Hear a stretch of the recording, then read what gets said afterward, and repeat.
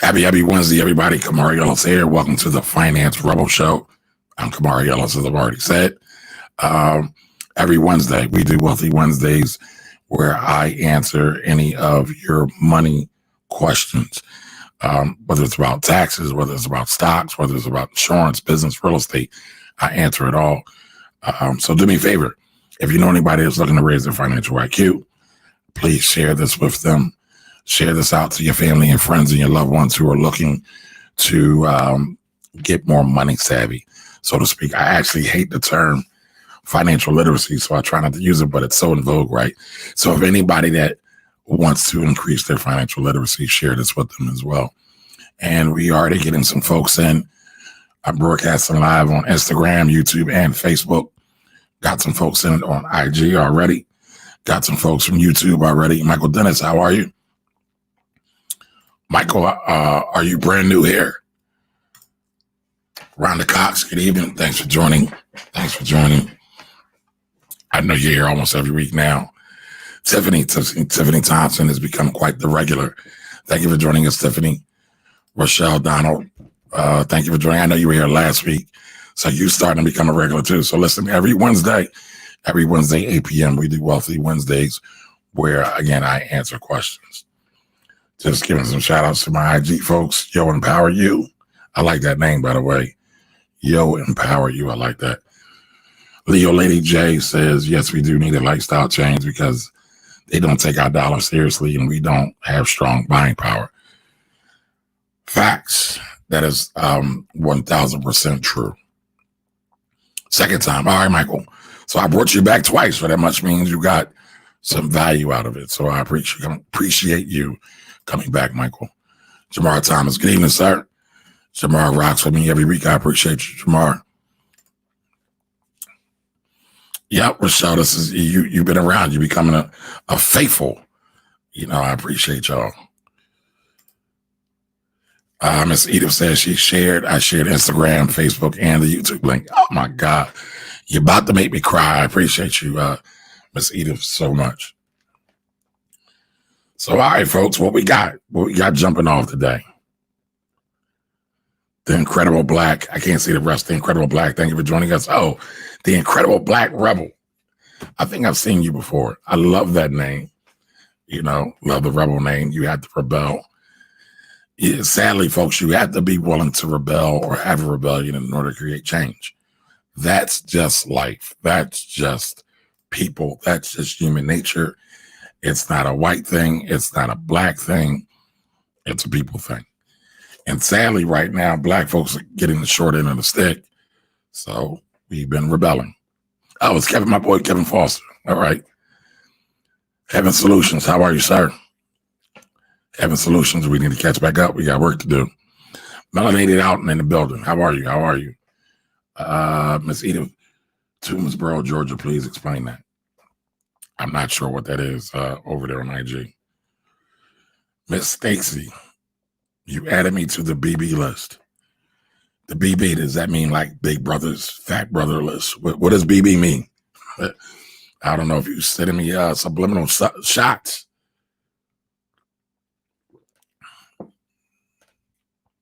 All is well out and all is well. Just here today, I'll be honest, everybody on IG was asking me how I'm doing. I'm a little drained by this whole thing, but I really enjoy communicating with you all every Wednesday. So I said I'm gonna thug it out and I'm gonna hang out and answer some questions. I got some questions already previously, and I'll definitely address some of those. Some about the recession.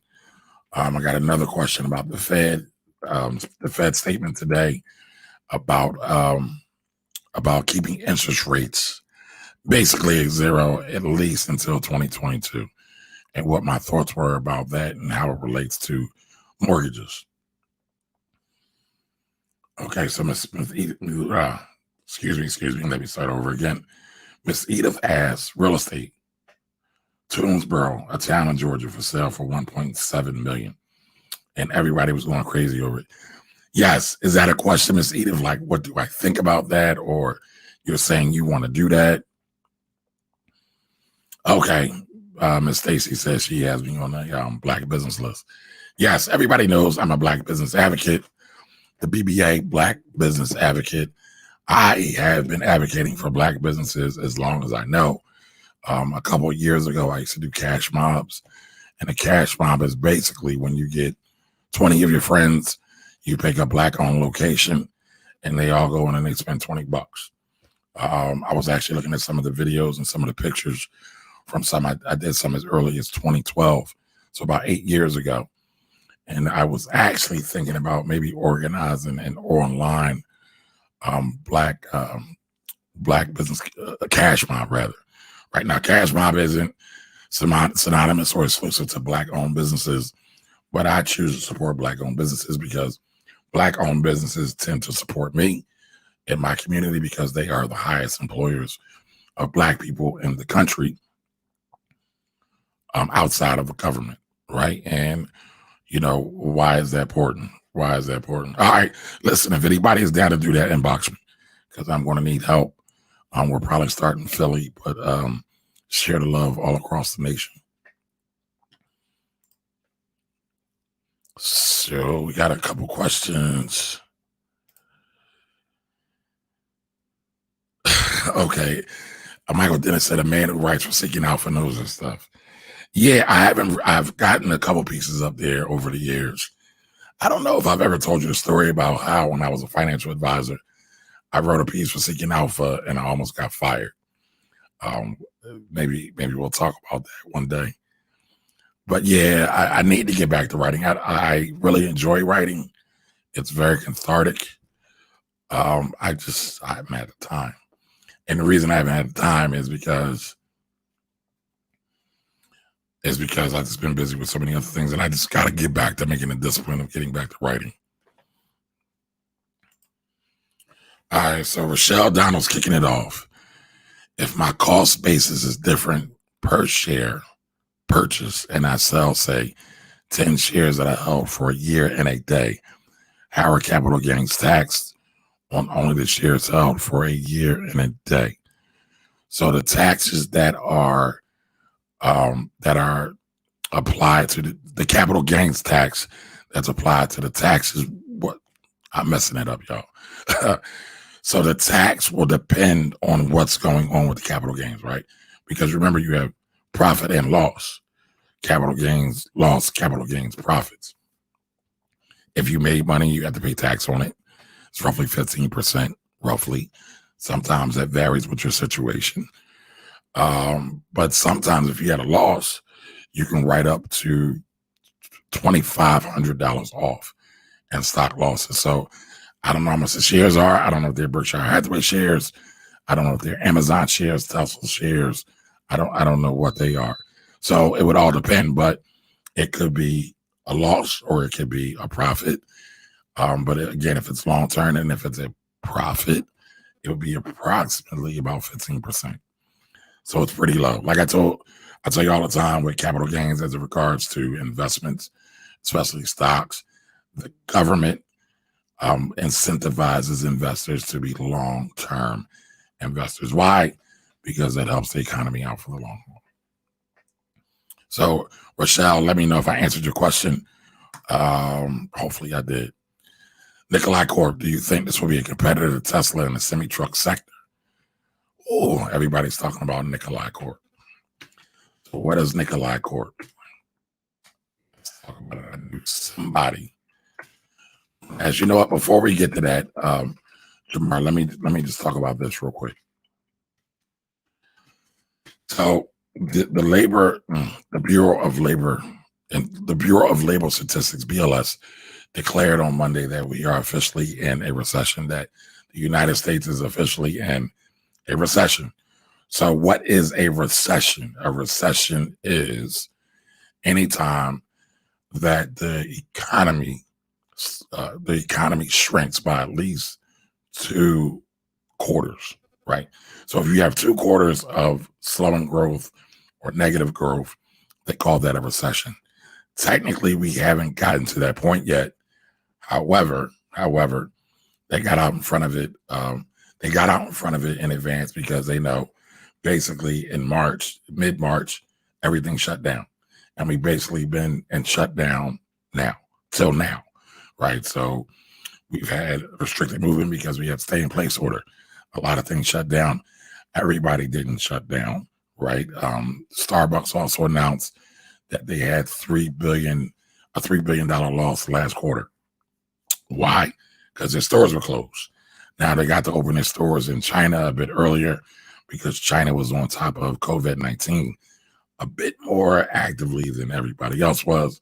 The U.S. government, especially the White House, was very slow to get on top of it. So they didn't really do too much. They kind of denied it at first. So that kind of exacerbated the situation or made the situation a little bit worse.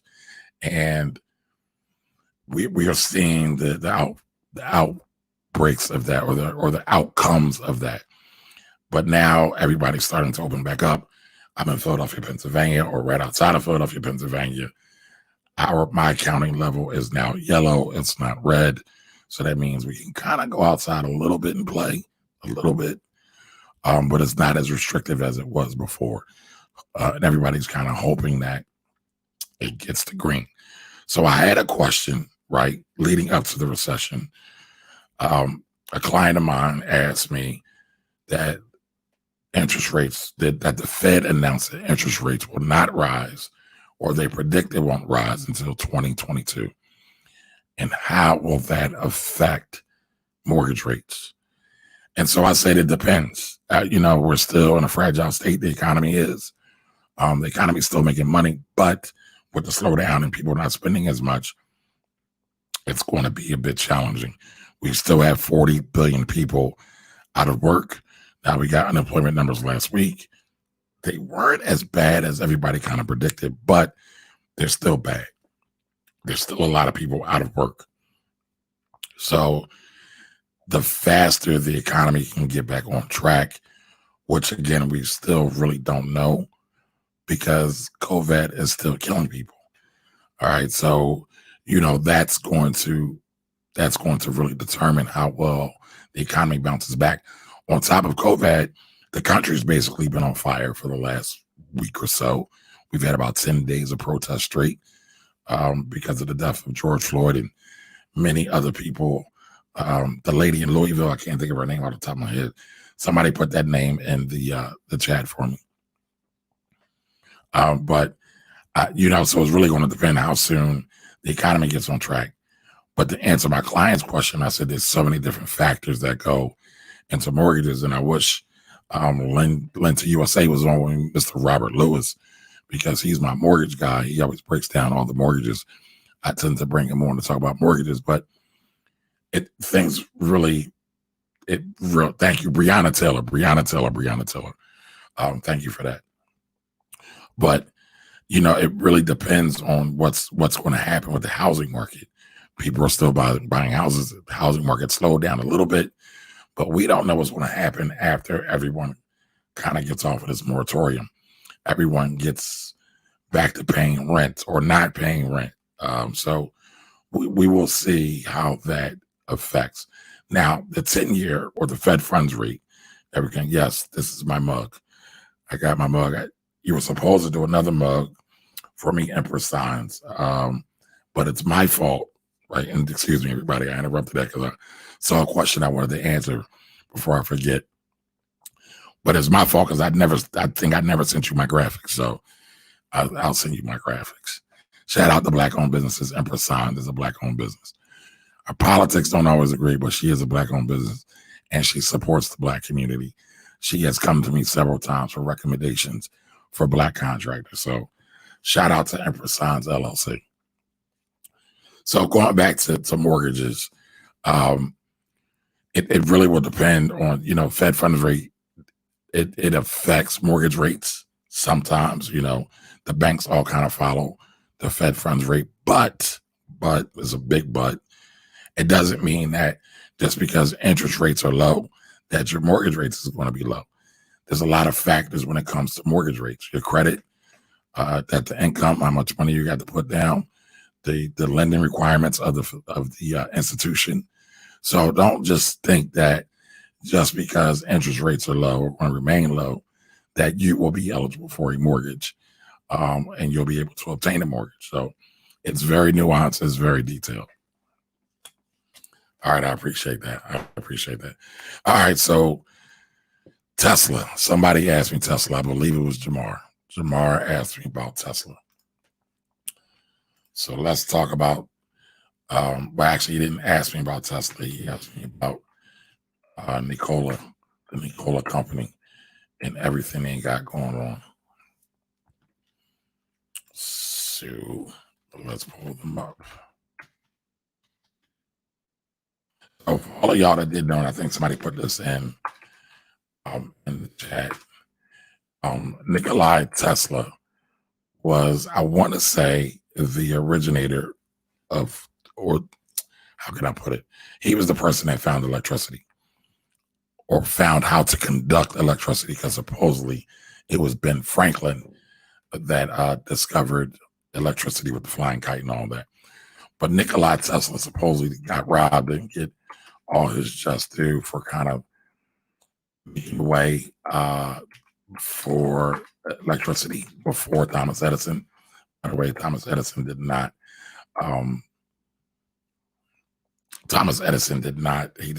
He was not the one that discovered how to conduct electricity. But, you know, that's a whole other conversation. It kind of goes into what's going on across the nation. We tend to lie, or they tend to lie. So, Nikolai Corp is the company. Nikolai Corp. So give me 1 second, folks. I'm just pulling it up on the screen. This is kind of funky.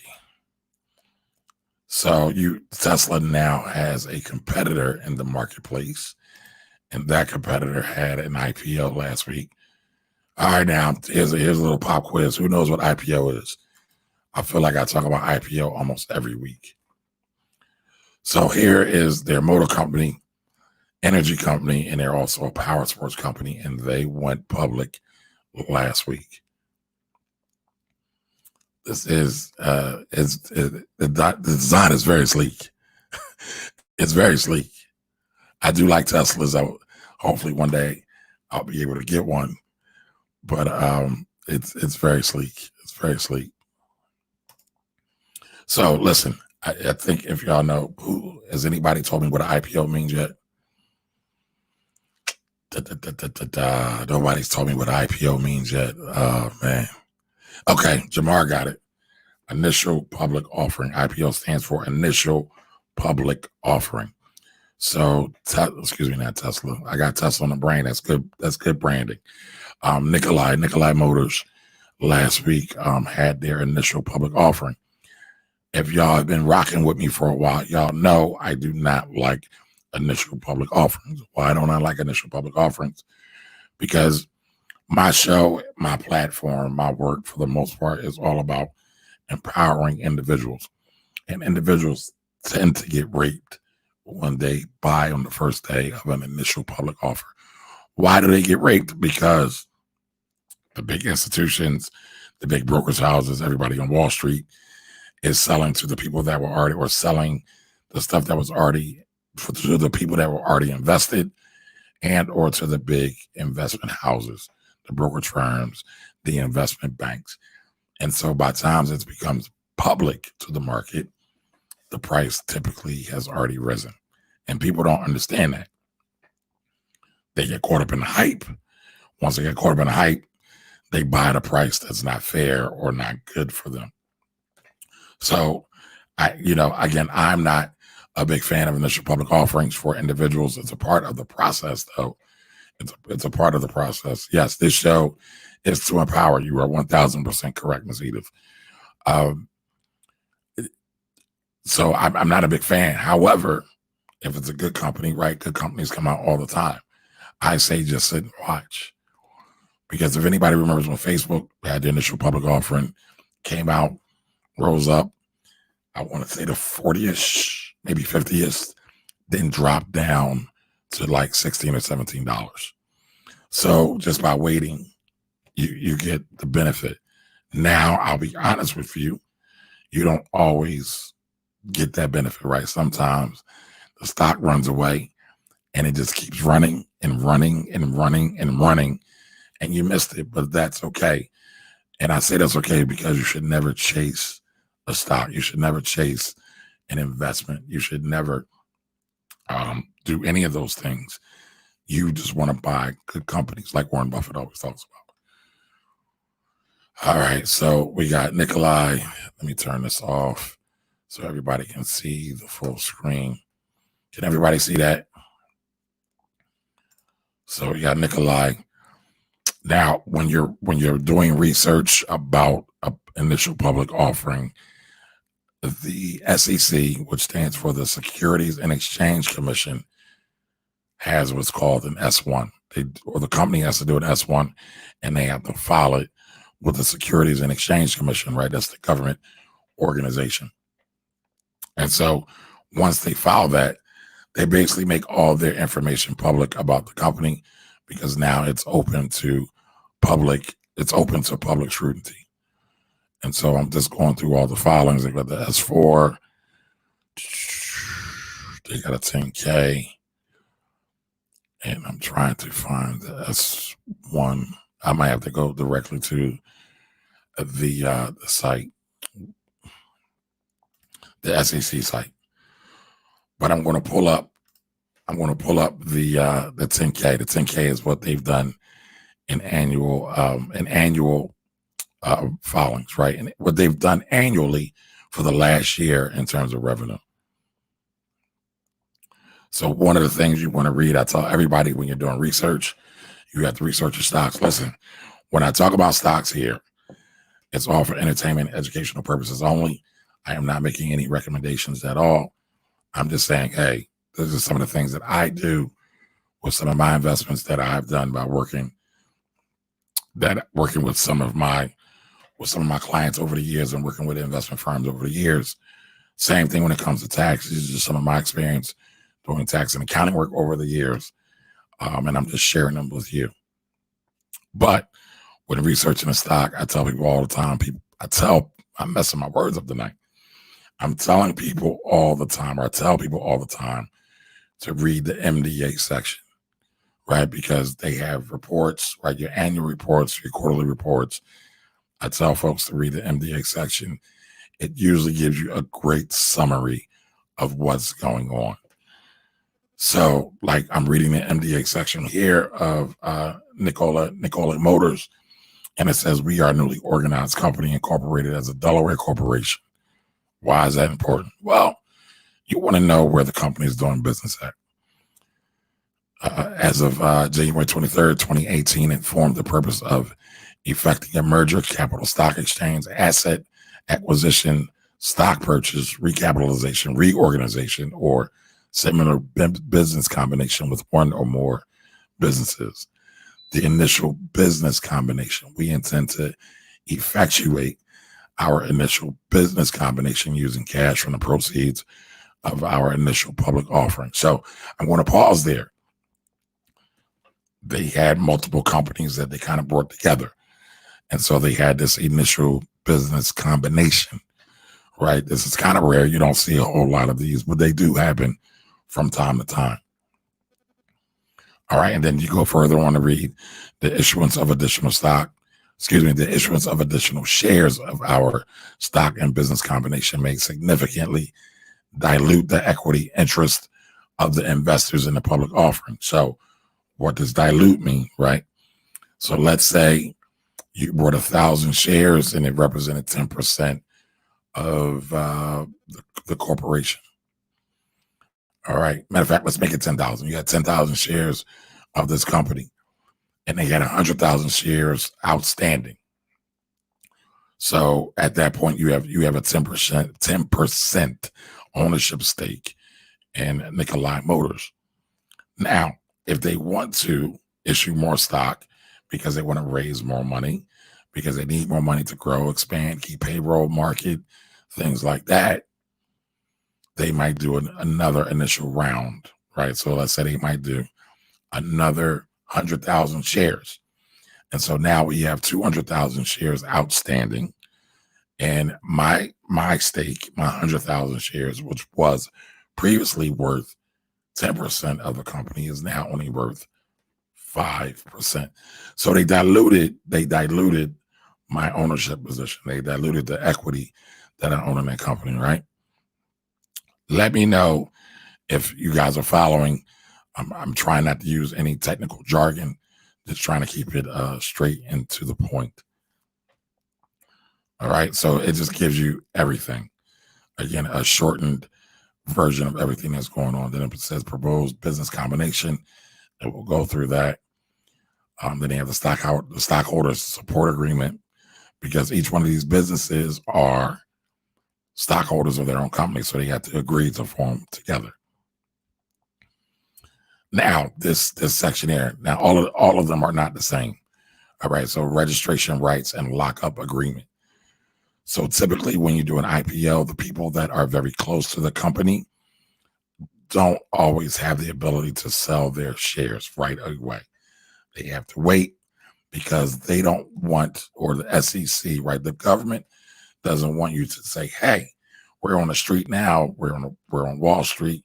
We're publicly traded, and we're going to sell our shares and get rich. And we're going to sell everything and just walk away. They want to make sure everybody has skin in the game. And obviously, thanks, cousin. And obviously, right, if it's a good company, people will tend to stay. However, if you go back in the day to Enron and WorldCom and a few others that had some serious misgivings, they kind of got their employees and other people to buy the stock, and they kind of went away, or they did some unscrupulous things because they had they cooked the books, right? They didn't tell the truth. They reported funny money. So again, we're still in the MDA. It's reporting about everything that's going on with the business to date.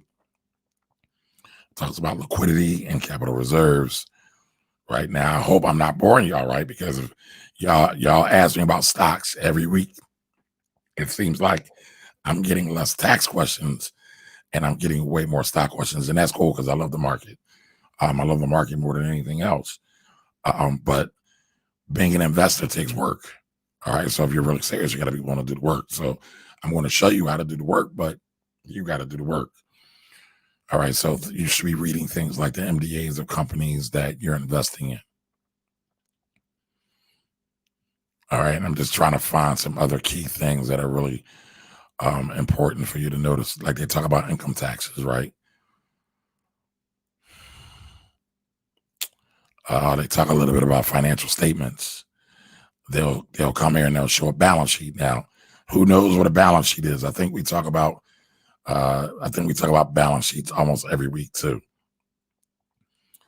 It here is telling us how much money they had, how much money this Vector IQ Acquisition Corp had. Let me see how many companies there are.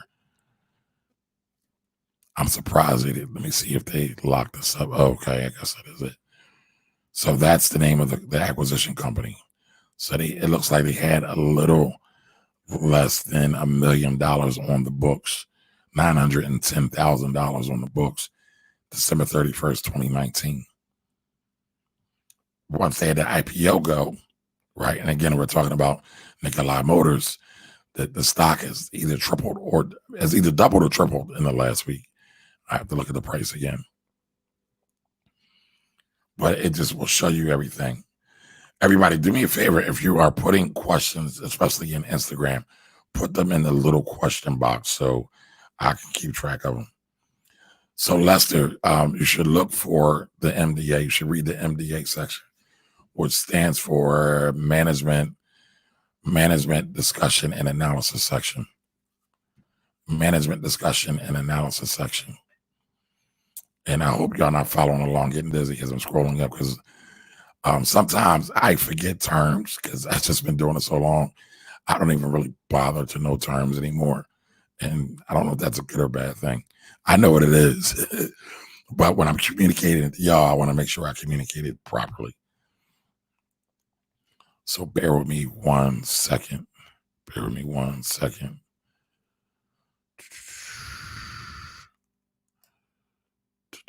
Right. Management Discussion and Analysis of Financial Conditions. So it's page 42.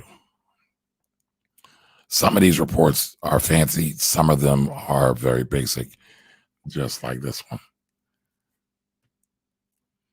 Now, here's an interesting thing that I just came upon. So, Leslie, to answer your question, I suggest everybody to read the MDA section of the annual reports or the 10K of any company that they're planning to invest in.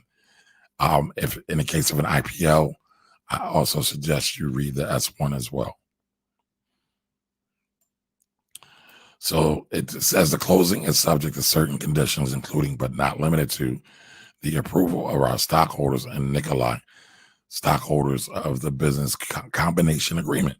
The business combination agreement may also be terminated by either party under certain circumstances. Nikolai has agreed to the customary no shop. So no shop means they can't take this bid or this company around to anywhere else. They're locked in with the group they're already rocking with. So they're committed to a customary no shop obligation subject to customary fiduciary out, and Nikolai would be required to pay a termination fee in the amount of $82 million. So basically what that means, if Nikolai pulls out of this deal, they have to pay $82 million to this combination group. Why is that? Why is that? Because these things take time, they take resources, they take money. They take money, honey. So the other company wants to know, well, listen, if y'all pull out, we want to be compensated for our time. It's a standard clause. It's like if anybody has bought a house and you put down earnest money and you all of a sudden renege out of the deal, well, you forfeit your earnest money. And a lot of times people don't realize that. So, just a couple of things. But listen, I don't want to stay on this all night because I don't want to bore everybody and put y'all all to sleep. So just keep that in mind. You should be reading the MDA section. But let's look at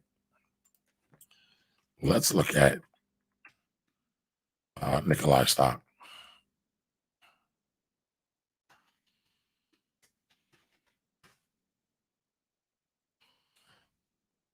Ooh. So everybody's talking about Tesla because they think Nikolai stock is going to be the greatest rival to Tesla ever. But basically, it's a trucking company. But like I said, they have other facets like energy as a part of their company, just like Tesla does. Just like Tesla does. But you know what? Let's look at it over here.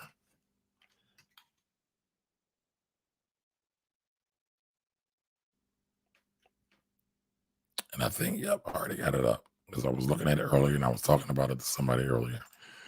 So bear with me 1 second as I share the screen. Again, if you have any questions, go on and throw them in the chat or the comments section. I'm Camari Ellis. This is Wealthy Wednesdays. This is the segment of the Finance Rebel Show where I take the time to answer questions. Any question you got, throw it in the chat. So this is, what is that? So this is the daily chart I am showing right now.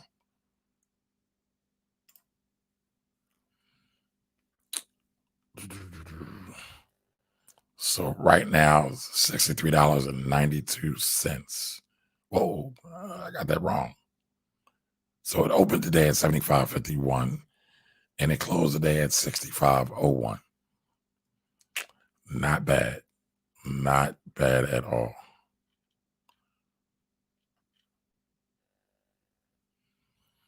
So just to give you a little bit of back history, I saw, but I wasn't going to talk about it. Nikolai had listed before, then they delisted, and then now they came back. And so they came back, it looks like, what is this date? March 20th. I thought the IPO date was last week. Maybe I got that wrong. Did I get that wrong, y'all? You can tell me. I feel I'm going to get hurt.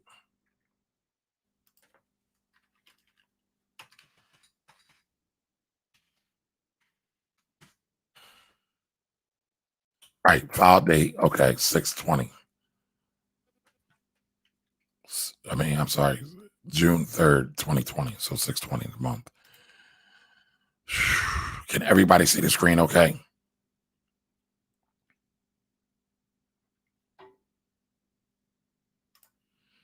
So let's go to June 3rd.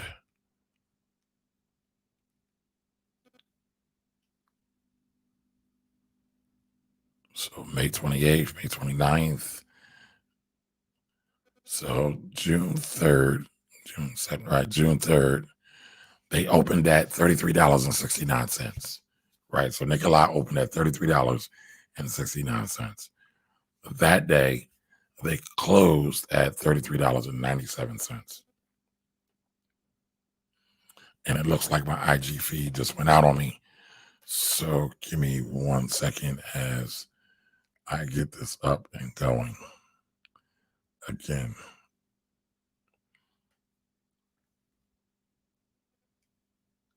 Give me 1 second. So it was $29. I'm at the wrong date. Yeah. Okay. So $33.97. Oops, that ain't it. What's going on here? Give me 1 second, folks.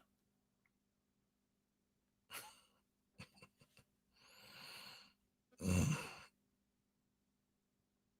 1 second. Un momento. There we go.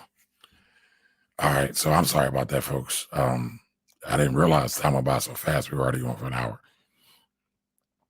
So it closed that day, $33.97.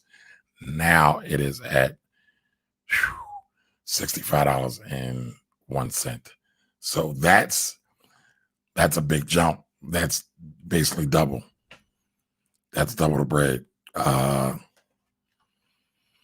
didn't get a chance to jump into the financials for an IPO like this. A lot of times the financials don't matter a whole lot, but let's try to take a gander at it real quick.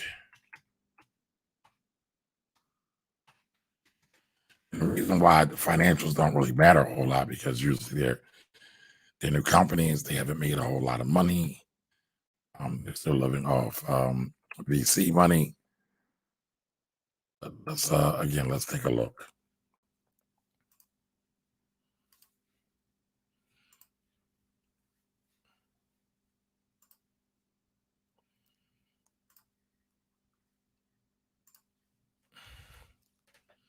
Okay. All right. Everybody's following. Everybody says interesting. All right. You know, my fear is never to bore you guys, or my fear is to bore you guys, and that ain't fun. Deneen is like my sister, y'all. Everybody say hello to Deneen. I used to torture Deneen. Deneen was my dad's employee when she was in high school. And everybody knows I'm second generation Black business owner. And I used to torture Deneen because Deneen's a couple of years older than me. So Deneen, I want to publicly apologize for torturing you all those years. That's what happens when you have a kid in the office doing stuff. All right. So again, like I said, $65.01. Let's take a look at these financials. Sorry, everybody on. Did they change that? Do I have to have? Really? Oh, they made it. Oh, so Yahoo's getting fancy on me. So remember, everybody, I would tell y'all you can start doing your research at Yahoo, finance.yahoo.com, and you can get a lot of the basic investment things over there. But it seems like, just from this, unless I'm doing something wrong, but I've gone to Yahoo with you guys several times before. They're locking up everything behind a paywall, or they're making people pay for it through premium service.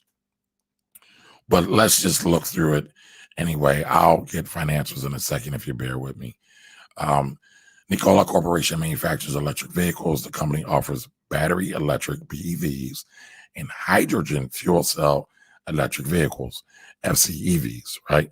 It manufactures semi-trucks and power sport vehicles. Nikola Corporation was founded in 2015 and is based in Phoenix, Arizona. Okay. So let's see if they will. Okay. So I was looking to see who owned the most amount of shares. That can be important. Another thing you want to look at is what type of insider trading or insider transactions are going on. You want to see if people are buying or people are selling, especially the executives and the board.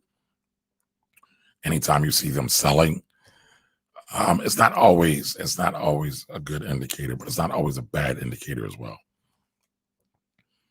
But we see the CEO here. Russell Mark has about 40 million shares, almost 41 million shares. Milton Trevor, officer, director, and beneficial owner, has 91.6 shares. So that's pretty neat. I am a CEO. Which information are you looking for exactly? And so we're looking at Nikolai. We're looking at Nikolai Tesla, not Nikolai Tesla. Why I keep messing this up, y'all? Nikolai Corporation today. Somebody asked me a question about Nikolai Corporation. So, Ms. CEO, we're just going through everything that I would tell my beginning investors to start looking at when they start looking at stocks to invest in. And normally I would have them go to Yahoo, well, finance.yahoo.com, look at their financials, but it's premium access now. Yeah, this is weird. I probably go here almost every week. So it's all premium access now. All right, never fear. It's somewhere free on the internet. Somewhere free.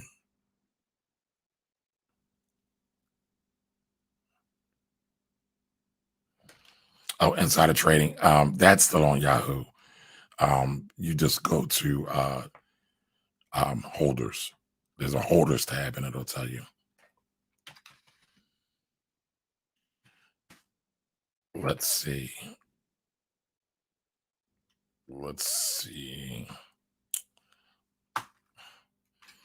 I didn't thrown off my whole rhythm.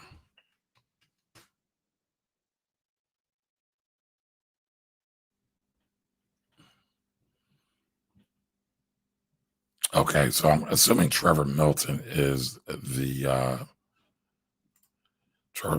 founder. Like, I haven't done a whole lot of, I haven't done any research. Let me not even tell that lie. I haven't done any research on Nikolai. But billionaire Trevor Milton's Nikolai Motor received $4 million from PPP. So he got some money from the government just to keep payroll rolling. And the company was valued at $3 billion. I know when I looked at the company today, the company was valued at $25 million. The company, as many of you know, I've been buying Ford. The company is worth just as much as Ford is right now, which is kind of scary. Right? It's kind of scary. Yeah, today, $23.3 billion.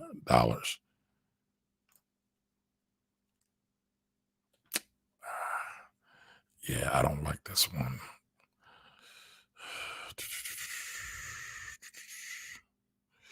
And they have a negative cash flow. So the question is, all right, so next time, or maybe I'll do a special video on Nikolai, because I don't want to take up all the time talking about Nikolai. Maybe next time, or not next time, maybe I'll do a special video on Nikolai and then post it here. But they're not making money. It's very exciting, right? Because they're just like Tesla, electronic cars, electronic batteries. They got some sleek things, especially for over the road stuff, the big trailers. So that's going to be very interesting. I guess Jamar is going to be asking me the question, would I buy? No, I wouldn't buy right now. Me personally, again, it's not a recommendation. It's not investment advice, but it's too soon in the process for me, right? When I talk about stocks, right? When I talk about investments, right? Even as real estate, I believe in dating a little while, observing a little while, watching a little while to see how it's going to react, to see how a person's or a company's actions are when they're not under pressure, right? Because companies act different when they know you're watching. But I would want to see what they do and how they handle things. Shh. Oh, look, Latoya Owens is on. Hey, Latoya, love this podcast format. Thank you, ma'am. Thank you, ma'am. I plan to actually convert these into real podcasts, right? Audio format, so people can go back and listen to these while they're on the go. Will anybody be interested in hearing these in audio format and listening to them whenever you want instead of going to YouTube or Facebook? And so Michael Dennis gave me the breakdown. Nikolai as a Nikola Tesla, the investor, would be an interesting move to name a new electric car company by that name. And yes, I couldn't say Breonna Taylor earlier, so forgive me.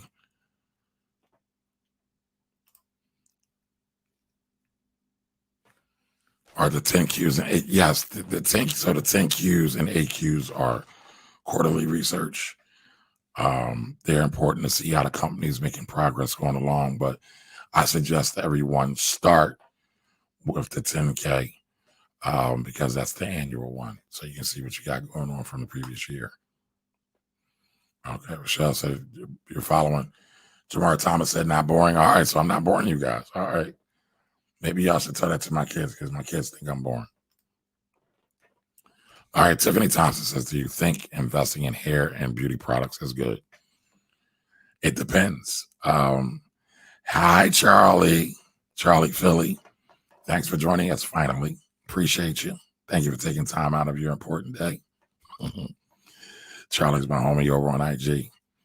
But Tiffany Thompson says, do you think investing in hair and beauty products is good?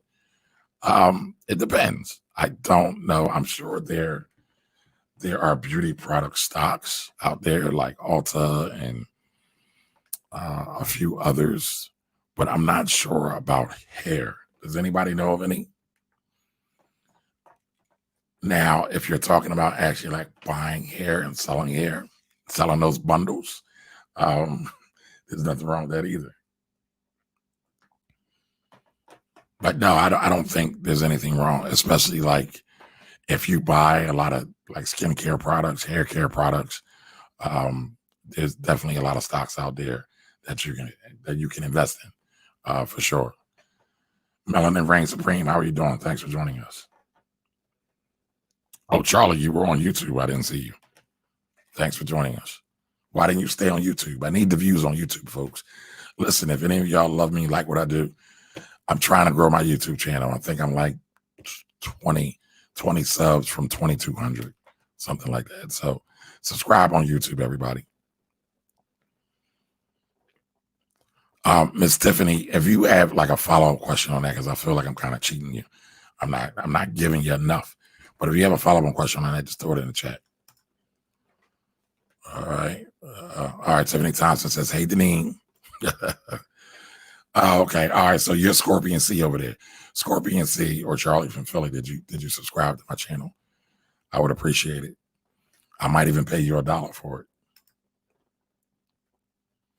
Jamar, yeah, you see Yahoo is changing the game up on us, right?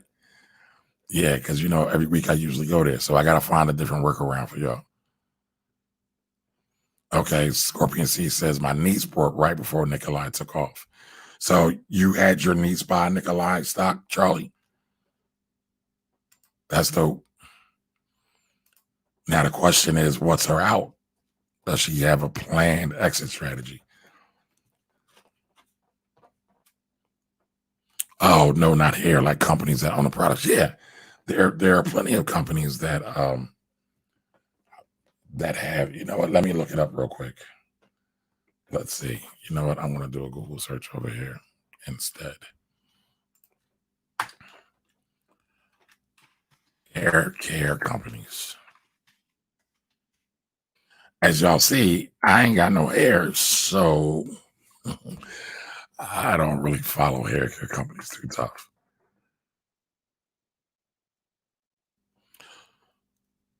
So Ulta is one. I only know about Ulta because of my daughter. She likes all things beauty. You know what? See, somebody else asked me that question about hair care. Hair care. I want to say Sally's Beauty is publicly traded. Let me look that up. I think we looked at that before. Everybody knows about Sally's, right? Yep, Sally's, SBH. All right, let me pull this up on the screen real quick. Sally's, SBH. Listen, do me a favor, share this out with anybody that is looking to increase their financial IQ. I'm here answering questions, as you already know, but share me with somebody else. Don't be selfish, guys. Don't be selfish. Don't try to keep me to yourself. All right, so Sally's Beauty Holding Inc., $14.88. All right, so I switched over to Google. So with Google, you can find out a lot of the same things. You go on Yahoo. It's not as robust as Yahoo, though. And I'll be honest, I'll be really interested to see how many paying customers Yahoo will get.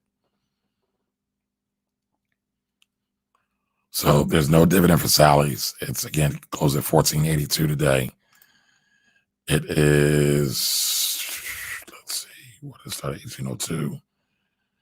It's down on a year. It's down roughly about 5%, 5 to 7%. It's down.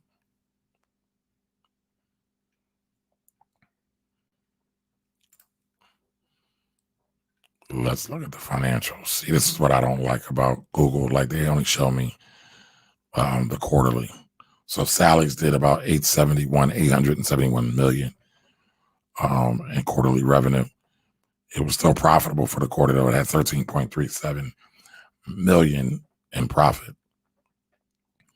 Now all their numbers are down, right? And we're reporting March. I think it's very interesting that they were able to eke out a profit in March when everything got shut down. So let's look at December 2019. So in December 2019,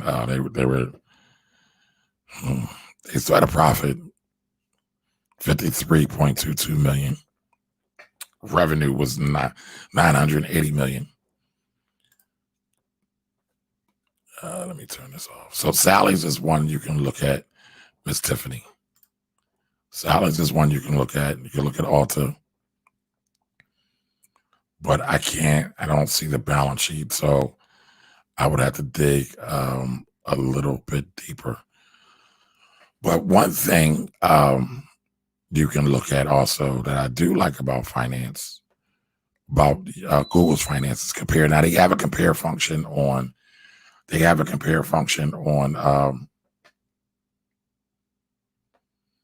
no, I don't have 3 minutes till I get off, Charlie. Don't do that. You're distracting me. I'm trying to stay focused, man. I'm focused, man. But listen, so Sally's has on Google to show some of the competitors or related stocks. So like Ulta is related. It's $238. L'Oreal. I thought L'Oreal was all makeup, but I'm a dude. What do I know? But I'm sure there are others. Let's see. Oh, and then it'll bring up the screen for you to look at and compare. Now, Ulta is a $13.48 billion company, while Sally's is a $1.6 billion company. But remember, right, and remember that stock price no longer matters. You can buy $1 worth of stock, right? You can buy $1 worth of stock and become an owner and become an investor. So you don't need $1 million. You just need $1 to get busy. That's all it takes, folks. You can buy what's called fractional shares, which is a share or a share of a share or a percentage of a share of a stock.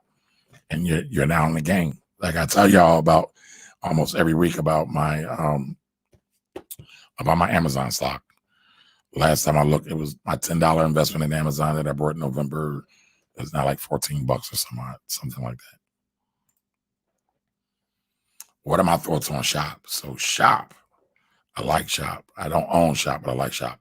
So SHOP is Shopify. Let's look at Shopify. But sadly, my flow's off. I like Shopify because I am very, very intrigued in e-commerce. If you guys have been paying attention to me, I have been interviewing people about e-commerce for the last couple of weeks. So every Saturday, usually at noon, I interview somebody that's involved in e-commerce in some way, shape, or form. Just because I'm very interested in it.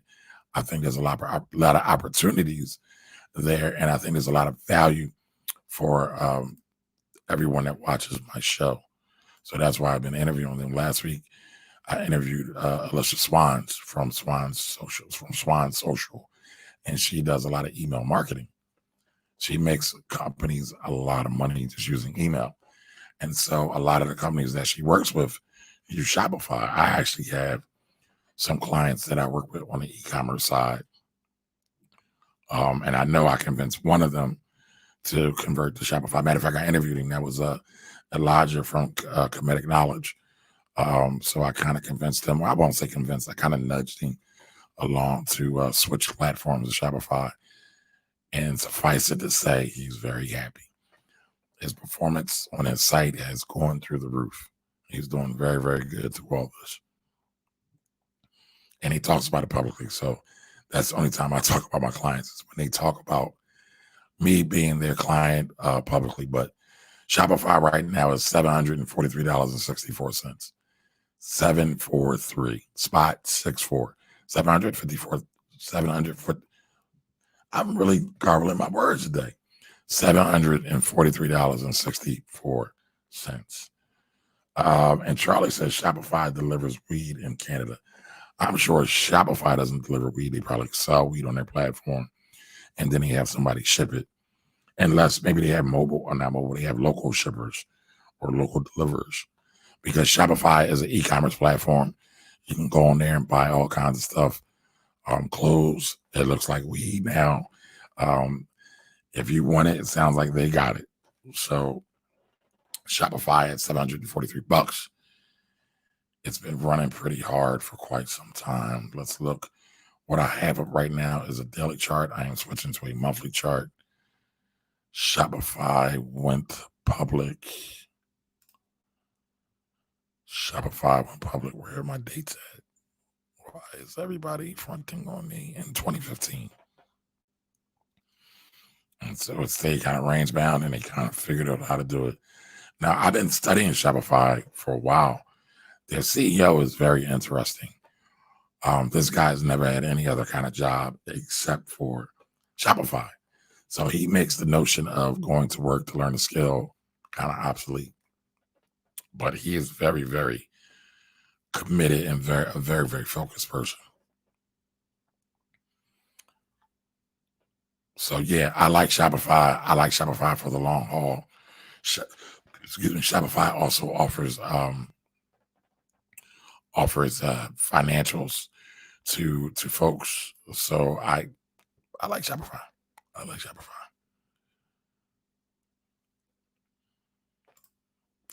All right. So Michael also says Elf Beauty, Cody Inc., New Skin Enterprises, or other beauty companies that you can invest in. Okay, I didn't know that. Thank you, sir. Brandon Jones, do you think XPI can make it back to its all-time high? Brandon Jones, my brother, what is XPI? Break it down for us as I pull it up. Express Road Holdings. I've never heard of them before. Is this a logistics company?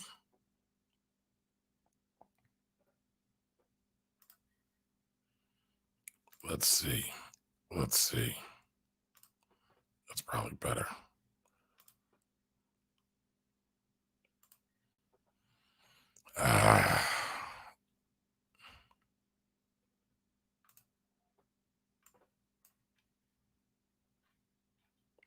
So XPI is $11.68. Close the day at $11 at 6. Wait a minute. Oops, got the wrong chart on. Dope.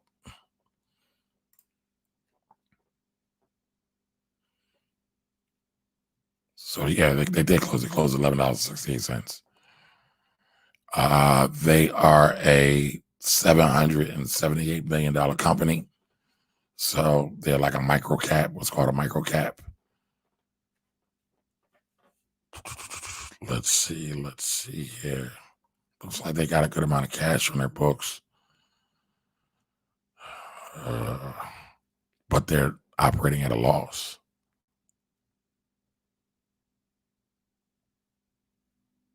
I'm sorry, I take that back. They're not operating at a loss. They had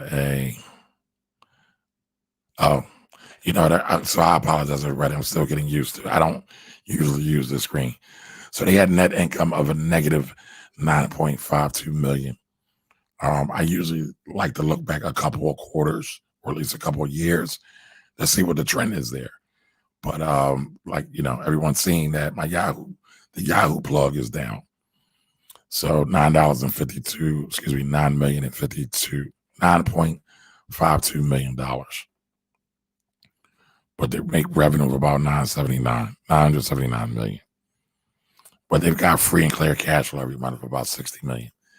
So that's interesting. I would have to take a look at this and see what they actually do. Let me pull it up here. So, all right, what I can still use Yahoo for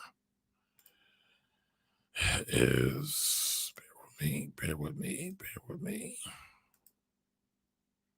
That's not it.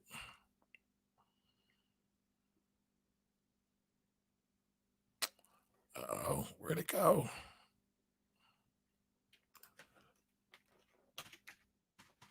Lost it there for a minute. So give me 1 second, folks.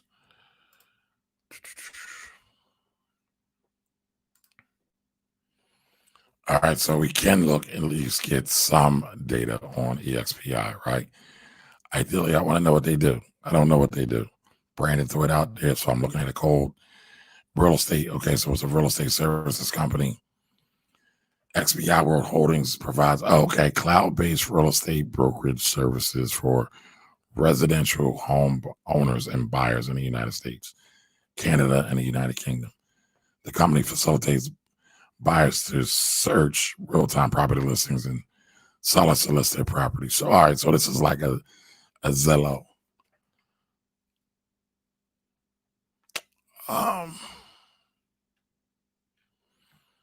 Nothing really jumps out at me. Hey, Alicia, did you just hear me talking about you? I literally just talked about you. And you didn't say anything. So yeah, Brandon, I'm sorry. I didn't answer your question. Your question was, will it make it back to its all-time highs? And so it looks like, let me go back. It looks like,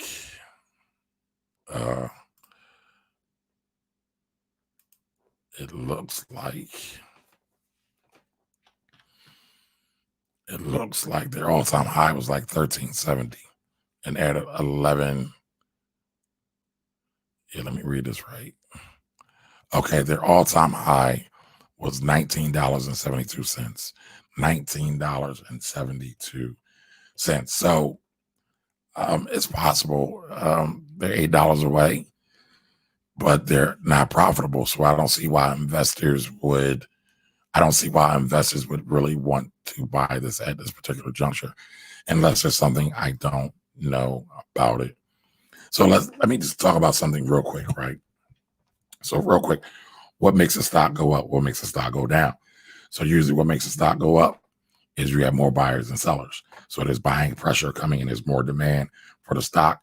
People want the stock. People are buying the stock because of whatever research or hot tip they got or whatever it was, right? Whatever quants, right? Because you have people that are running computer programs and trying to figure out what's a good buy or good trade. All right, so if you have more buys than sells, stock price goes up. If you have more sells than buys, stock price goes down. Y'all hear me talk a lot about supply and demand. Stock market is probably the most wonderful, exquisite, awesome example of supply and demand, or economics 101. So, what's going to make that stock go up? What's going to make investors think that stock is sexy? So that's the true determinant of it. And if, all they do is kind of real estate services for residential property, they've got a lot of competition. They've got Redfin, they've got Zillow. How do they stand out? How do they differentiate themselves in the marketplace to, one, generate revenue, and then let that revenue be signaled to the overall market and say, hey, I'm making money, come buy me. So, it really depends. It really depends. So, Alicia, did you hear me talking about you? Now, how did you hear me talking about you? Like, that's some ish my mother would do. Like, my mom might hear me say something and then disappear. Like, that's kind of kooky. Like, or were you stalking me today because you knew I was live? No, I'm just playing.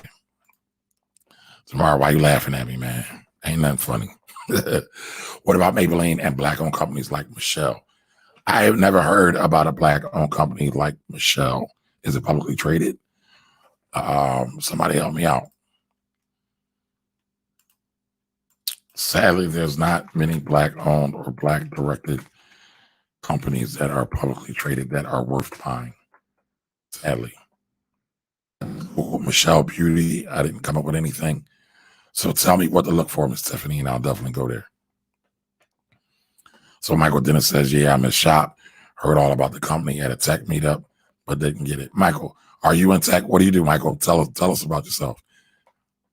Oh, Rona, I suck. Oh, I love you too, Rona. Where are you from? It's a virtual real estate that promises home companies. Okay. So if you guys agree with Rona, let me know. It also owns Verbella. I never heard of Verbella either.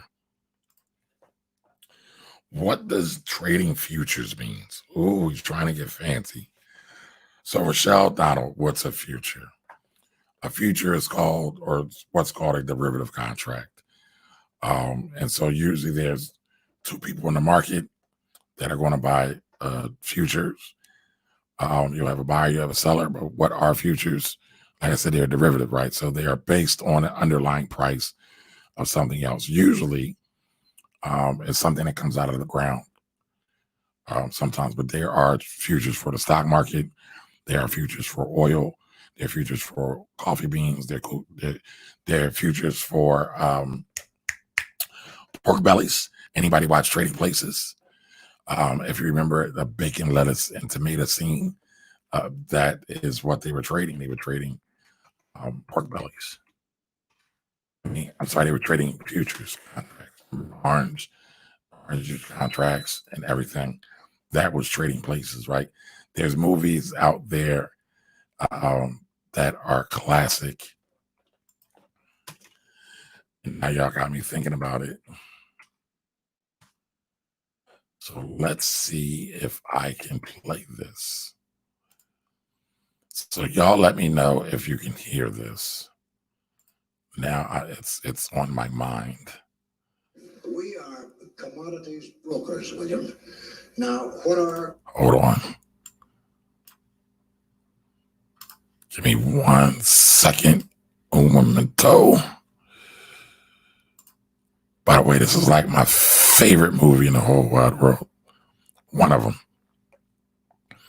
Eddie Murphy is the man. Eddie Murphy is probably the funniest comedian ever. Yes, I said it. Maybe second to Richard Pryor. We are commodities brokers, William. Now, what are commodities? Commodities are agricultural products, like coffee that you had for breakfast, wheat, which is used to make bread, pork bellies, which is used to make bacon, which you might find in a bacon lettuce tomato sandwich. Eddie Murphy's face during that is classic. I'm sorry, I should have made that full screen. But I love that scene because that's really what it is. Now, you said commodities brokers. Now, commodities is exactly what I was talking about earlier, things that come out of the ground, right? So, you know, he talked about coffee beans, he talked about wheat, pork bellies, cows, all kinds of things. So that's what commodity trading is. It can be it's very expensive to get involved in. It's not something I recommend for my beginners. Once you get your bread up, well, you know what, Rashad, I don't know if if you don't have your bread up, you might already have your money up. But it's something I wouldn't recommend for your average person just getting started. It takes some time. Dr. Tyra, how are you? Mr. PDQ, how are you?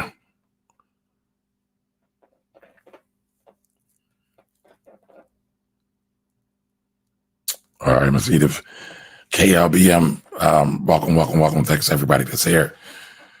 All right, so let's see what other questions we have. This is an interesting one. Michael Dennis is bullish in domain name investing. So this has been kind of boring for a while. People haven't really been talking about it, right? But domain, they call it digital real estate sometimes.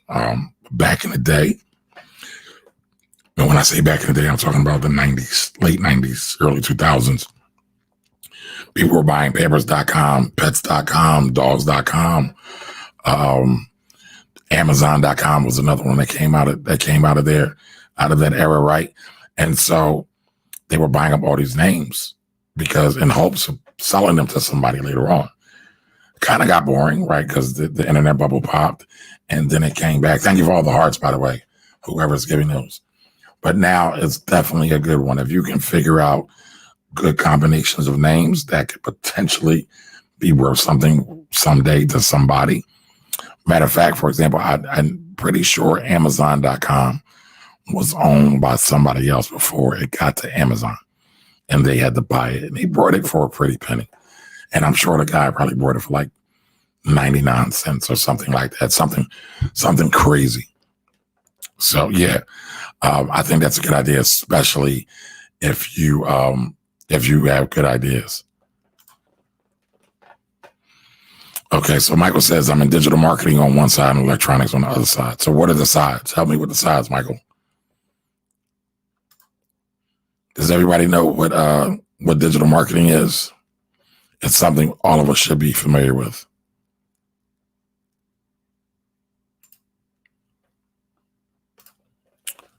Okay, so Michael said it's best for commodities. What's best for commodities? Okay, Ms. Edith says she loves that movie. Now, everybody can hear that, right? Okay. Mealy, I guess it's the black beauty company, is not publicly traded, is what Michael's saying. They should try it, though. Okay. I was late on domain name investing, but got lucky with some of my portfolio. Okay. All right. That's cool. All right. I see there is a question on my IG in the box. Somebody actually followed the directions. Thank you, CJ Willis. Now I get to show my Q&A on IG and make it look like somebody cares about me. So what do you think about the Grubhub takeaway buy? I don't think I saw that. The last thing I saw with Grubhub, I want to say wasn't Uber Eats. Uber was trying to buy Grubhub.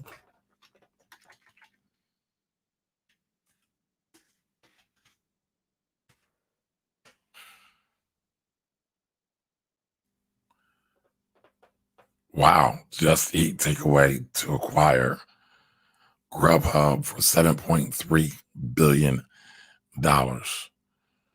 Wow.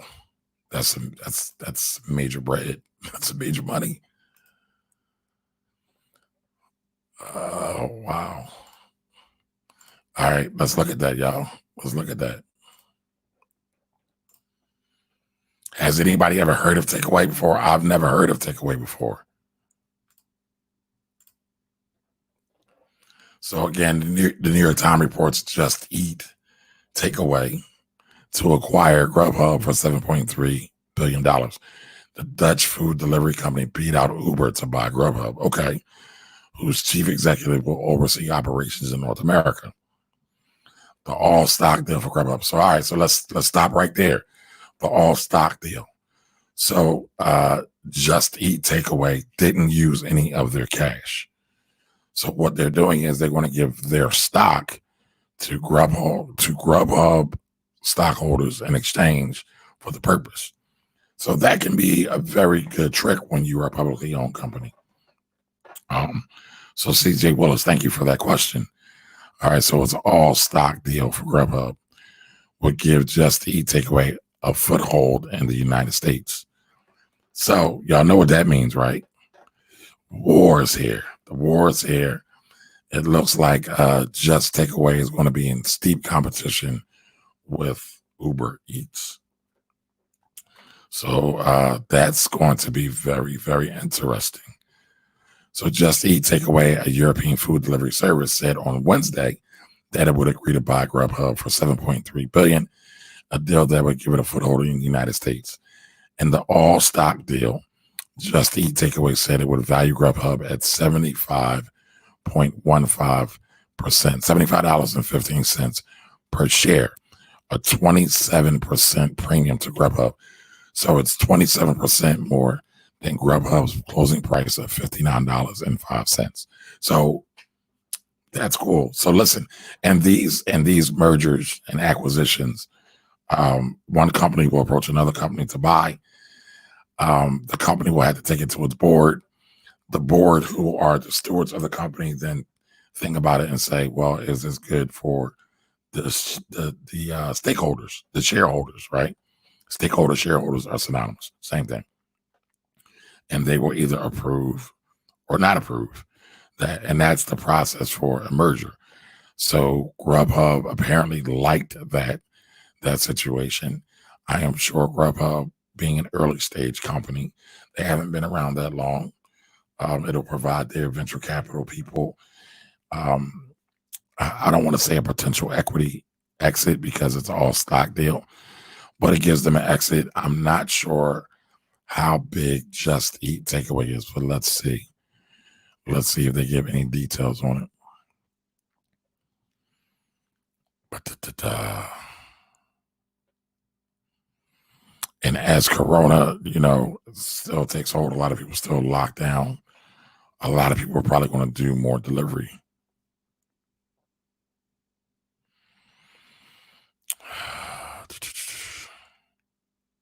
Wow.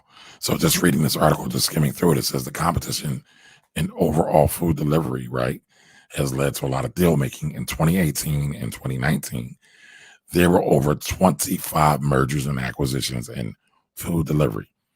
So somebody tagged Black and Mobile. Somebody wanted me to interview Black and Mobile. So if anybody doesn't know what Black and Mobile is a food delivery service here in Philadelphia. They started in Philadelphia. I know they are expanding to other cities. And it's funny because Uber Eats, and let me back up, Black and Mobile, right? Black and Mobile basically only delivers for Black restaurants, Black-owned restaurants. And so recently Uber Eats said they're going to offer or do free discounted delivery from Black-owned restaurants. Basically more of corporate pandering, right? All the corporations are pandering right now to Black folks because they think Black folks are going to tear the country down. So everybody's trying to make their statement and be on the right side of history, which I find absolutely fascinating. Oh man, Melanated reigns supreme. That's my man Kenya. What's up, brother? I haven't seen or talked to you in a while.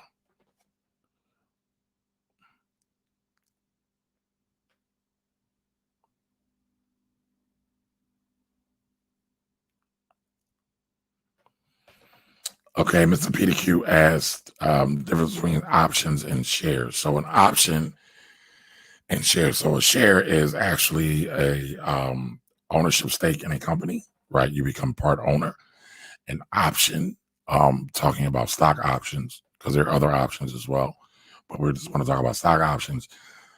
Stock options are an option to buy or sell a company's shares, right? So if you want to buy calls, you have the option to buy those calls. You have a strike price, right? When when everything expires, excuse me, not a strike price. You have an expiration date where the option expires. And then you have puts, right? So let me back up. So calls, you buy stock options. You buy call stock options when you think the stock is going to increase in price. All right. And then puts, you buy puts when you think the stock price is going to decrease in value. I don't recommend options for beginner investors. It's not something I talk about a lot. Seems like a lot more people have been asking me about them because I know a lot of people are searching for different ways to make money. And again, I don't have a problem with commodities or futures or options or trading. I just say everybody learn the basics first, get a firm foundation so you can understand what's going on. And what I'm saying is that's not happening in a lot of places. Yeah, Mr. PDQ, you come on this show and you get a bit of an education. I mean, to be being serious though, right? I had never heard of it either. So I'm getting an education as well. So, us working together and sharing together helps raise not just me giving to y'all, but helps me raise my financial Q as well. Learning is lifelong learning. I will never stop learning, whether it be formal and informal. And I think that's the attitude we all had to take on as we journey through this life, looking to be successful and impactful in everything we do. Horace JW, thanks for joining us. I too am great. I love that name. Thank you for joining. Queen Kai is back. Thank you for joining. So does anybody else have any questions? Fire for God. Oh Lord, you bringing it. Thanks for joining us.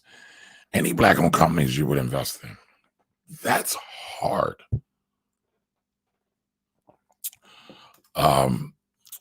Roof, Black and Mobile. Yes, are you familiar with them?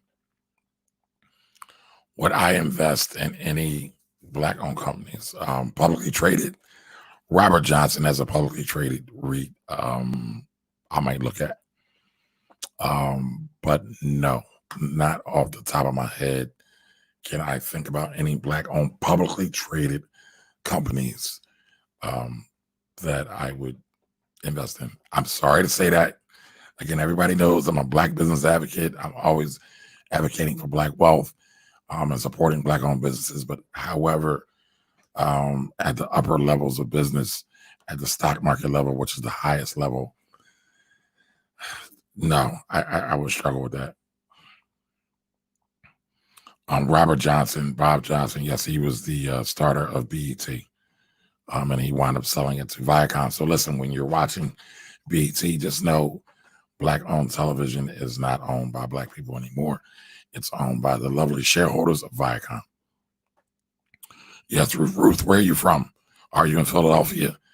If you are in Philadelphia, you can find Black and Mobile. I know they are on Instagram at Black and Mobile. Okay, Mr. PDQ says he needs a good tech stock to look into. FANG, FANG, FANG stocks, Facebook, Apple, Netflix, Google, and you probably could change that now, right? You could probably remix it. You could say Facebook, Amazon, Apple, Netflix, Google, and you should probably have Microsoft in the mix in there as well somewhere. Those are your predominant tech companies. Right now, I don't think you can go wrong with any of them over the long haul, right? So remember, folks, when we talk about investments, when I talk about investments, I'm talking about investing for the long haul. I'm not talking about any get-rich-quick schemes. I don't have any lottery tickets to sell anybody. I'm talking about getting rich, slow, and steady. Yeah, so FANG.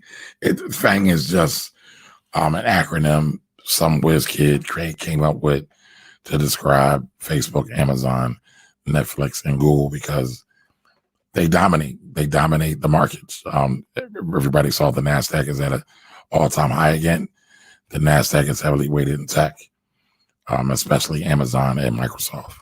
Okay, Ruth is here from Indiana. So welcome, Ruth. I think this is your first time here, so welcome. Everybody say hello to Ruth. Make her feel comfortable, make her feel at home. Come on in, take your shoes off, kick your feet up. So any other questions for me tonight? Any other questions? Did I miss any questions? Hopefully I didn't miss any questions. So Charlie Philly said, I sold mine a while back. I better go back and get more now. What did you sell, Charlie? Charlie, you need a strategy. Why are you always selling?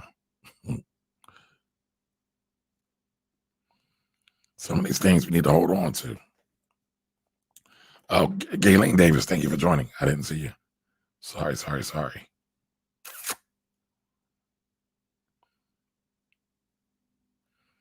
Yeah, CJ Willis photo. It is interesting that Sally's make money. Maybe Sally's has a bomb online presence. I wouldn't know. Ruth, you're from BMTC. Okay, from Black Mama Tees. Shout out to Vanessa Braxton. Thank you. Thanks for joining. Ruth, you got any questions for me?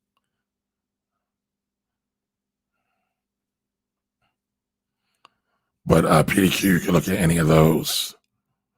They're saying hello to you on Instagram, Ruth.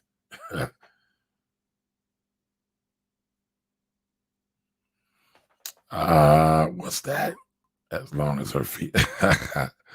Mr. PDQ say you can take your shoes off as long as your feet don't stink. I'm sure Ruth's feet don't stink. So just so you don't go running to buy an energy. I brought energy. I brought XLF. XLF is an ETF. While I don't think there is long-term big prospects. By the way, that is not an investment recommendation. Big prospects in energy. Energy is still going to continue to make money for a long time. Gasoline isn't going anywhere. Airplanes are still flying on kerosene, which is a derivative of oil, right? There's still oil being used to fill our homes or heat our homes. So, oil's not going anywhere anytime soon. Oh, man. So Charlie Philly, Scorpion C, said she sold Grubhub because they made her mad. Why did they make you mad? This sounds like an emotional reaction. We should try to leave our emotions and our money separate as much as possible. They should be in two different rooms. Bossman PG, how are you? Thank you for joining us. So as we Bossman asks Amazon. Amazon's great. I've been studying Amazon. Actually, Jeff Bezos is a very, very interesting guy. Almost robotic to a certain degree, but very interesting, very smart. I think I'll say this right because I know I have some budding entrepreneurs, some entrepreneurs on here. Study some of these bigger companies. Just look at them. Look at what Bezos did. Bezos was working at a hedge fund, but his whole mission he's kind of been following and been true to himself. But he started with one thing. He wasn't trying to do multiple streams of income. That's so popular these days. He started with one thing. Books. He started selling books on Amazon. Figured out how to dominate books, the book category, and then he expanded to other retail products. But Amazon has never had a retail location until recently with their automated store. So just imagine, and they had an opportunity to partner with Barnes & Noble and some other firms. And Jeff Bezos said he wonders if they could have grew faster had they partnered. They probably could have grown faster. However, they started with books. And so just imagine what it's like to just start with one thing and just focus on one thing and just dominate that one thing and put all your energy into that one thing. I know it sounds boring. It's not as sexy as the big internet gurus talking about multiple streams of income and everybody needs multiple streams of income. I get it. But here's the thing. It makes no sense to have multiple streams of income or 7 streams of income when they're not profitable. Just food for thought for anybody that's thinking about that. All right. So I got another question. I thought we did that one. CJ Willis. Hey, Rich, or Mr. PDQ. Sorry, I just exposed your government name, sir. But that is your name. The podcast Business Wars is a very dope podcast. I plan on doing an episode at some point on some of the podcasts I listen to. Business Wars. Matter of fact, shout out to By the Hood, right? So all y'all go follow By the Hood on IG, follow By the Hood on Facebook. They're my partners in the Black Wealth Project as well. Follow the Black Wealth Project, no matter where you are. But Jimmy from By the Hood turned me on to Business Wars. And there is a series in there about Coke versus Pepsi and why more Black people drink Pepsi versus Coke, because Pepsi intentionally targeted the Black community to sell their stuff when Coke wouldn't. Very interesting. If you are a business nerd, check out that series. At some point, I'm going to put it up. At some point, I'm going to start putting some of this stuff on my website as well that I barely use. Bossman PG says TD Jakes speaks on multiple streams. Yeah, but TD, I would bet dollars of donuts that TD Jakes also understands what it takes to build that stream out. I'm a big TD Jakes fan, right? He talks about that. Listen, I don't care who it is, right? Everybody is talking about having multiple streams of income so you can be like you're rich. You don't need to do what rich people are doing now if you're not already rich. You need to do what they did to get rich. And so TD Jakes does the film. I know he does the film.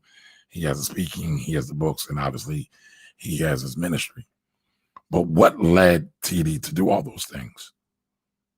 The ministry. The ministry made way for all that, right? And obviously, right, there is a synergy, and I hate that word synergy, it's so cliche, but there's a synergy between ministry and speaking, right? That's a natural thing because he's already speaking, right? So, maybe he built up a speaking stream at the same time, but it was already there. It was something he was doing. A lot of times when people are talking about multiple streams of income, they're talking about something totally different than what you're already doing. So, it's just a word to the wise. Master your craft. Be a true craftsman and master your craft. Be great at it. Be the greatest in the world at it. Make that your intention. And that will make gifts for you to get other streams of income. But everything in all due time.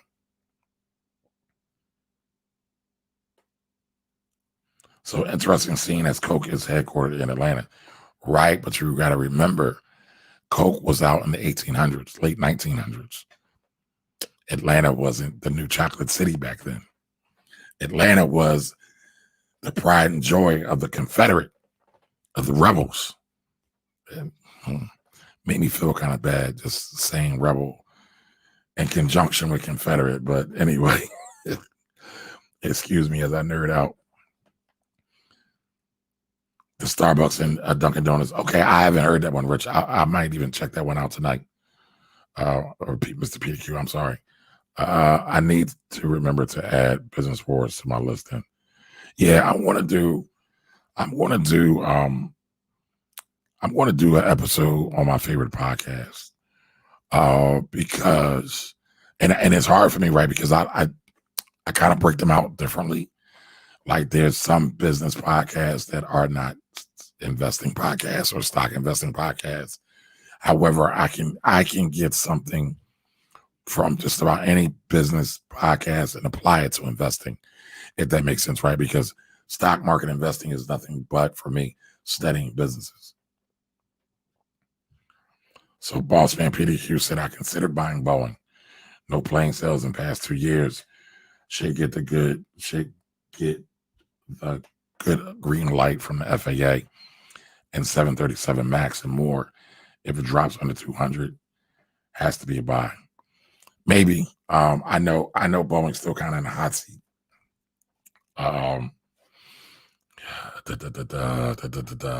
So listen, folks, on IG, I am coming to an end. I have a minute and 44 seconds left. I'm going to end it now and reboot it back up.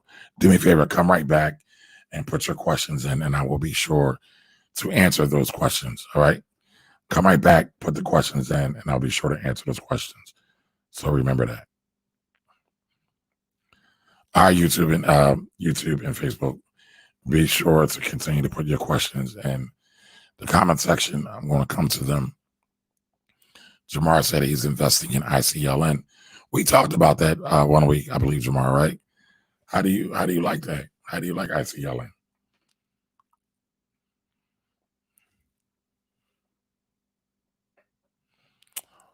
Yo, Michael Dennis, that's interesting.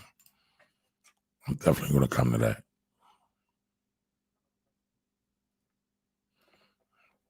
I'm definitely going to come to that. That's very, very, very interesting. So how is ICLN working out for you? I believe we looked at it before. I want to say ICLN was, iShares. Let's look at that real quick.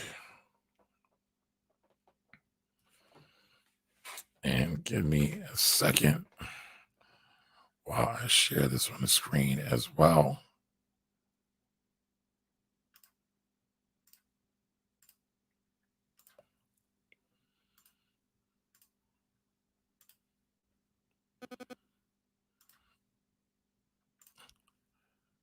So ICLN, the investment objective is the iShares. So iShares is the company. iShares is owned by BlackRock. The iShares Global Clean Energy ETF seeks to track the investment results of an index composed of global equities in the clean energy space. Now, Jamar, why did you buy that? Like, what was the catalyst? What brought you to that point?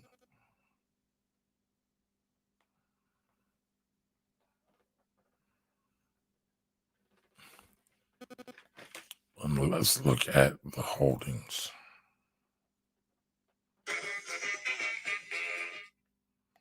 Let's look at the holdings.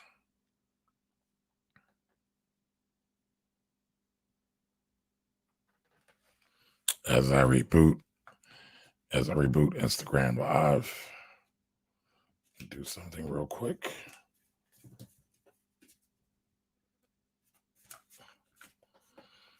So we got Solar Edge Technologies. That's the top holder in ICLN. We got Campania Electrica. I'm probably not saying that right. It's in Brazil, so it's probably some kind of Portuguese derivative. Welcome back, everybody, on IG. Thank you. M-Phase Energy, First Solar. I have no idea how to pronounce that one. Xenia, Solar Holdings out of China. Vestas One Systems out of Denmark. Contract Energy out of New Zealand. Meridian Energy out of New Zealand. Siemens out of Spain. And Ormont Tech out of the USA. So, have you, okay, so Jamar says, I love renewable energy and believe it will replace oil and gas completely in 10 years? 10 years. By the way, everybody says I don't promote enough. So if anybody wants to buy a mug or a financial shirt as the summer's coming, I will list the link below where you can go buy all that stuff.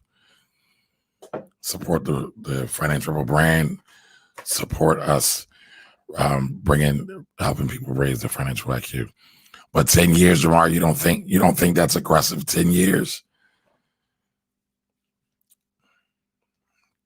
All right, everybody, welcome back on Instagram.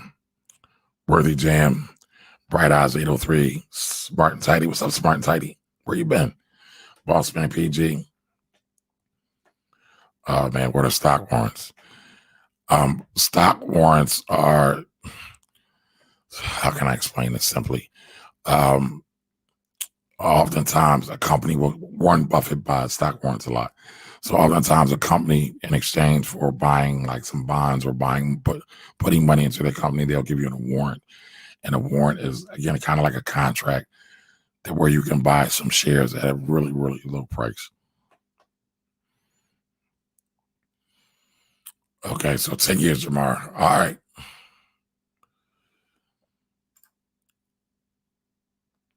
And ICLN been rocking. Oh, you have 30% with ICLN, been rocking with it for 2 years. Okay, nice. So you're holding that for the long haul.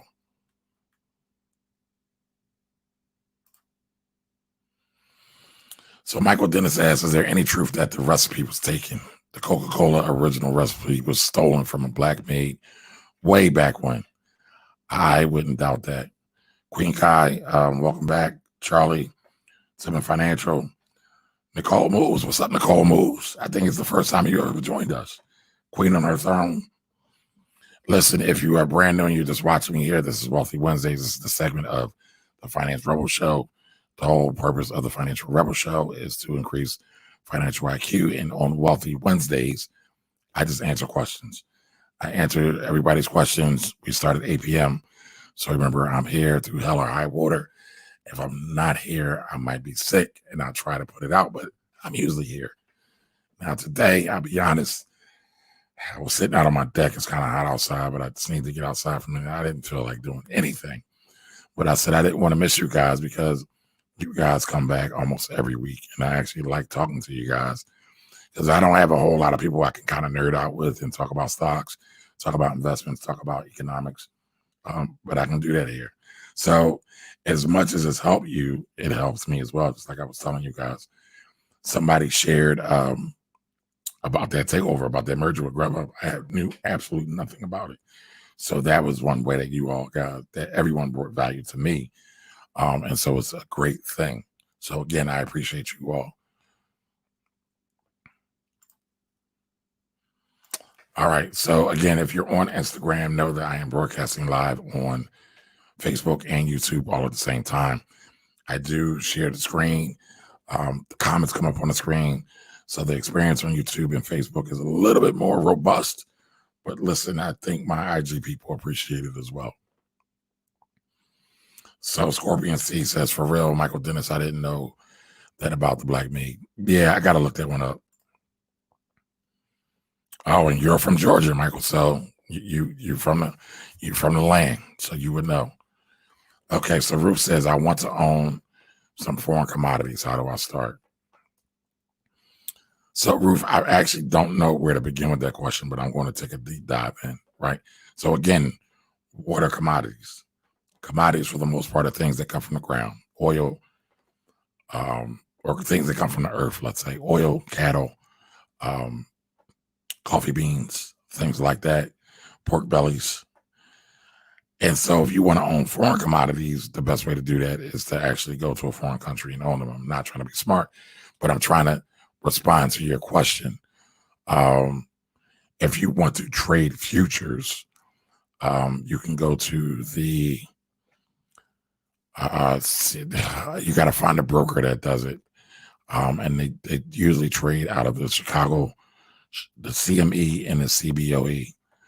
So that's the Chicago Board of Options and the Chicago Mercantile Exchange. And there are some that come out of New York as well, with the New York Mercantile Exchange, which is the New York MEX, I believe it is. So if that's what you're talking about, I don't know if you're talking about long-term holds, short-term holds. I'm not sure. But if you want, give me a follow-up question and go a little bit deeper so I can give you a better quality answer. Nicole Moves. All right, everybody. Nicole Moves has brought GE stock. Everybody says hello and congratulations to Nicole Moves. Nicole, is that your first stock? Is that the first stock you brought?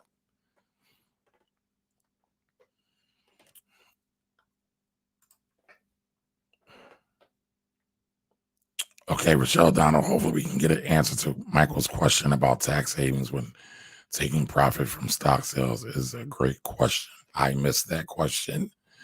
Let me try to go find that question. Where is that question? Okay, any smart tax savings when I take profits from stock portfolios? It depends. Where are they owned? So there's no real stock benefit if you own these stocks in, let's say, a 401k, an IRA, or a pension. All right, because one of the benefits of these retirement, let's call them advantaged accounts or retirement tax advantage accounts, is that you put the money in, it grows tax free, and you pay tax on it after you pull them out, with the exception of the Roth IRA. Okay, with the exception of the Roth IRA. But yes, there's a lot of tax advantages that you can, or tax strategies that you could take advantage of when looking to sell your stocks. Tax loss harvesting is one. We talked about that a little bit on one of the episodes. So basically, tax loss harvesting is perfect in March, right? You might have had something that you didn't like or that's got killed in the market. What got killed? I'm trying to think. Ford got killed. Their stock went down to like 396 or something like that. I know the banks got killed. I'm trying to think of some other stocks. Apple got killed. It fell from 3 something down to like, I want to say 240-ish. So what you could have done in that instance is you could have sold Apple, right? And you can write off up to $2,500 in losses of like kind losses. If it's a long-term loss or a short-term loss, you can write those off, but they have to be written off together. So your short-term losses go against your short-term gains, and your long-term losses go against your long-term gains. So you could have sold off some of those things and taken a tax write-off at the end of the year. No, I cannot talk about the rest of our fund tonight. You know what? Maybe I will. Maybe I'll pull it up on the screen. Charlie's a bit of a bully, y'all, if y'all haven't picked that up. Zen Home Concierge Service. What's up, Kia? Where you been? So yeah, you can do that. You can lock in the loss and you can use it. And guess what? You can buy it back. You can't buy it back. You can't buy the stock back the same day. They advise you buy it back usually after 30 days. But you can buy something that has similar performance. For example, let's say you had Apple. I just talked about Apple. And you sold Apple off. Well, you could have bought the Qs. And the Qs are Q, which is an ETF that tracks the NASDAQ. And the heaviest weighted stock in the NASDAQ is Apple. And so Apple basically dominates the NASDAQ. So any time, like if you wanted to do that, you could have sold Apple and you could have brought the Qs or QQQQ, and you wouldn't hit what's called the loss. It's called the wash rule. I forget the exact name. It's something like the wash loss rule or something like that. Basically, they don't want you selling out companies, and then the government is the they in this thing here we're talking about. The government doesn't want you to sell out companies and then buy them back right away, because it can lead to destability in the marketplace or instability in the marketplace. So yeah, there's several things you can do, but that's like the main one. So let's see. All right, I just answered Michael's question. Hold on. Okay, so Jamar Thomas says it's already cheaper than coal. These wind and solar farms are producing a lot of energy. Yes, they are. Germany and Norway are going completely renewables by 2025. Solar energy is already cheaper than coal. Yeah, but I bet so the European countries are more mature and more sophisticated ones when it comes to reducing your carbon footprint. They're more advanced, they're more mature when it comes to being good environmental or global citizens. So I'm not surprised by that. I highly doubt they'll be 100% solar though. Norway has an airline. How are they going to power their jets and their planes? I haven't seen any solar powered planes yet. Maybe Elon Musk will tackle that next, but I haven't seen it. So I just find I find it hard that anybody can be 100% carbon free. And carbon is oil, coal. I'm trying to think there's like one more. Basically anything that comes from the ground. Michael Dennis, paper trade, paper trade, paper trade. Thank you, sir. Thank you, Michael. I appreciate that. You are 1,000% correct. When you're talking about commodities move fast. But I would also say paper trade, paper trade, paper trade, paper trade for not just commodities. I would also say for stocks. I would also say for Forex. And I would also say for options. Now you have to get with a broker or a service that does it. Every service, every broker doesn't do it. But if you could find one, I would do it, even if you had to do it by paper and pencil.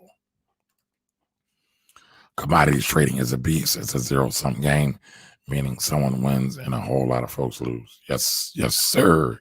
He is 1,000% correct on that. Okay, Bruce says, I'm just thinking about investing in other countries in general, but was thinking commodities would make sense. So follow-up question, what's the best way to begin investing in foreign markets? So one of the markets I love to talk about is Africa.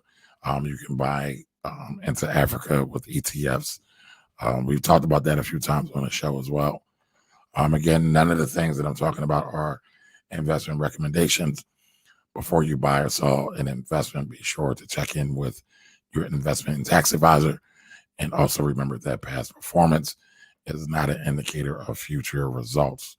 All right, basically that's a disclaimer saying that I don't want none of y'all trying to say Camari told y'all to buy a stock. And when it doesn't go right, you try to sue Camari. Yes, I'm talking about myself in third person. But I would look into ETFs. You can buy ETFs for almost every country or region, whether it be China, whether it be India, Brazil, Indonesia, the Philippines, Australia, Canada. There's a whole slew of them. There is a whole slew of them. So you can kind of pick and choose what you want. There's even ETFs that cover the African continent as a whole, but also cover it in smaller countries. Like there's a South African ETF. I believe I know there's an Egyptian ETF, and I think there might be a couple other countries. But to me, I think that is the best way outside of direct investment in the country. Okay, Michael, your stock's in a trust. So your trust has to pay taxes.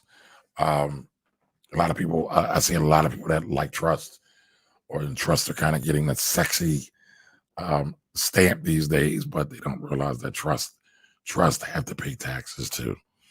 The individuals that own the trust don't pay, but the trust itself pays it. And the trust tax rate is super duper high. So I would say be careful with that. I got a question on IG in the box. Okay. Queen Kai says, I'm almost 100% consumer debt free. What are your recommendations for your next steps? How you doing? No, but seriously, congratulations. That's awesome. I would say I don't know if you're investing or not, but I would be investing. I don't know what your dreams are, but I would be researching and investing in your dreams. Follow up a little bit with that question, go a little bit deeper and give me a little bit more info, and I can give you a more targeted and precise response. Shelby CEO, thanks for joining us. Yes, everybody tell Queen Kai, congratulations. We should congratulate people. Listen, consumer debt, right? Consumerism overall is the enemy of wealth. Again, consumerism is the enemy of wealth. One of my favorite lines from Fight Club is like, we buy all these fancy things for people that don't even like us. And that's so true in real life. And I'm paraphrasing it. I'm not saying it exactly right. But we buy a lot of dumb stuff, to put it short and plain. We buy a lot of dumb stuff. And we take our opportunity to make money, right? We take the opportunity away for us to make money when we buy dumb stuff. And when I say dumb stuff, listen, that's no judgment, right? I'm just talking about how it works for you from a dollars and cents standpoint. So on this show, right, if you want to buy a big fat gold chain, like 89 and 90, cool. That's what you want. No judgment. I'm going to talk about it, though, from a financial standpoint, and I'm going to call it dumb stuff because it doesn't make you money. So anything on this show that doesn't make you money, we call dumb stuff, right?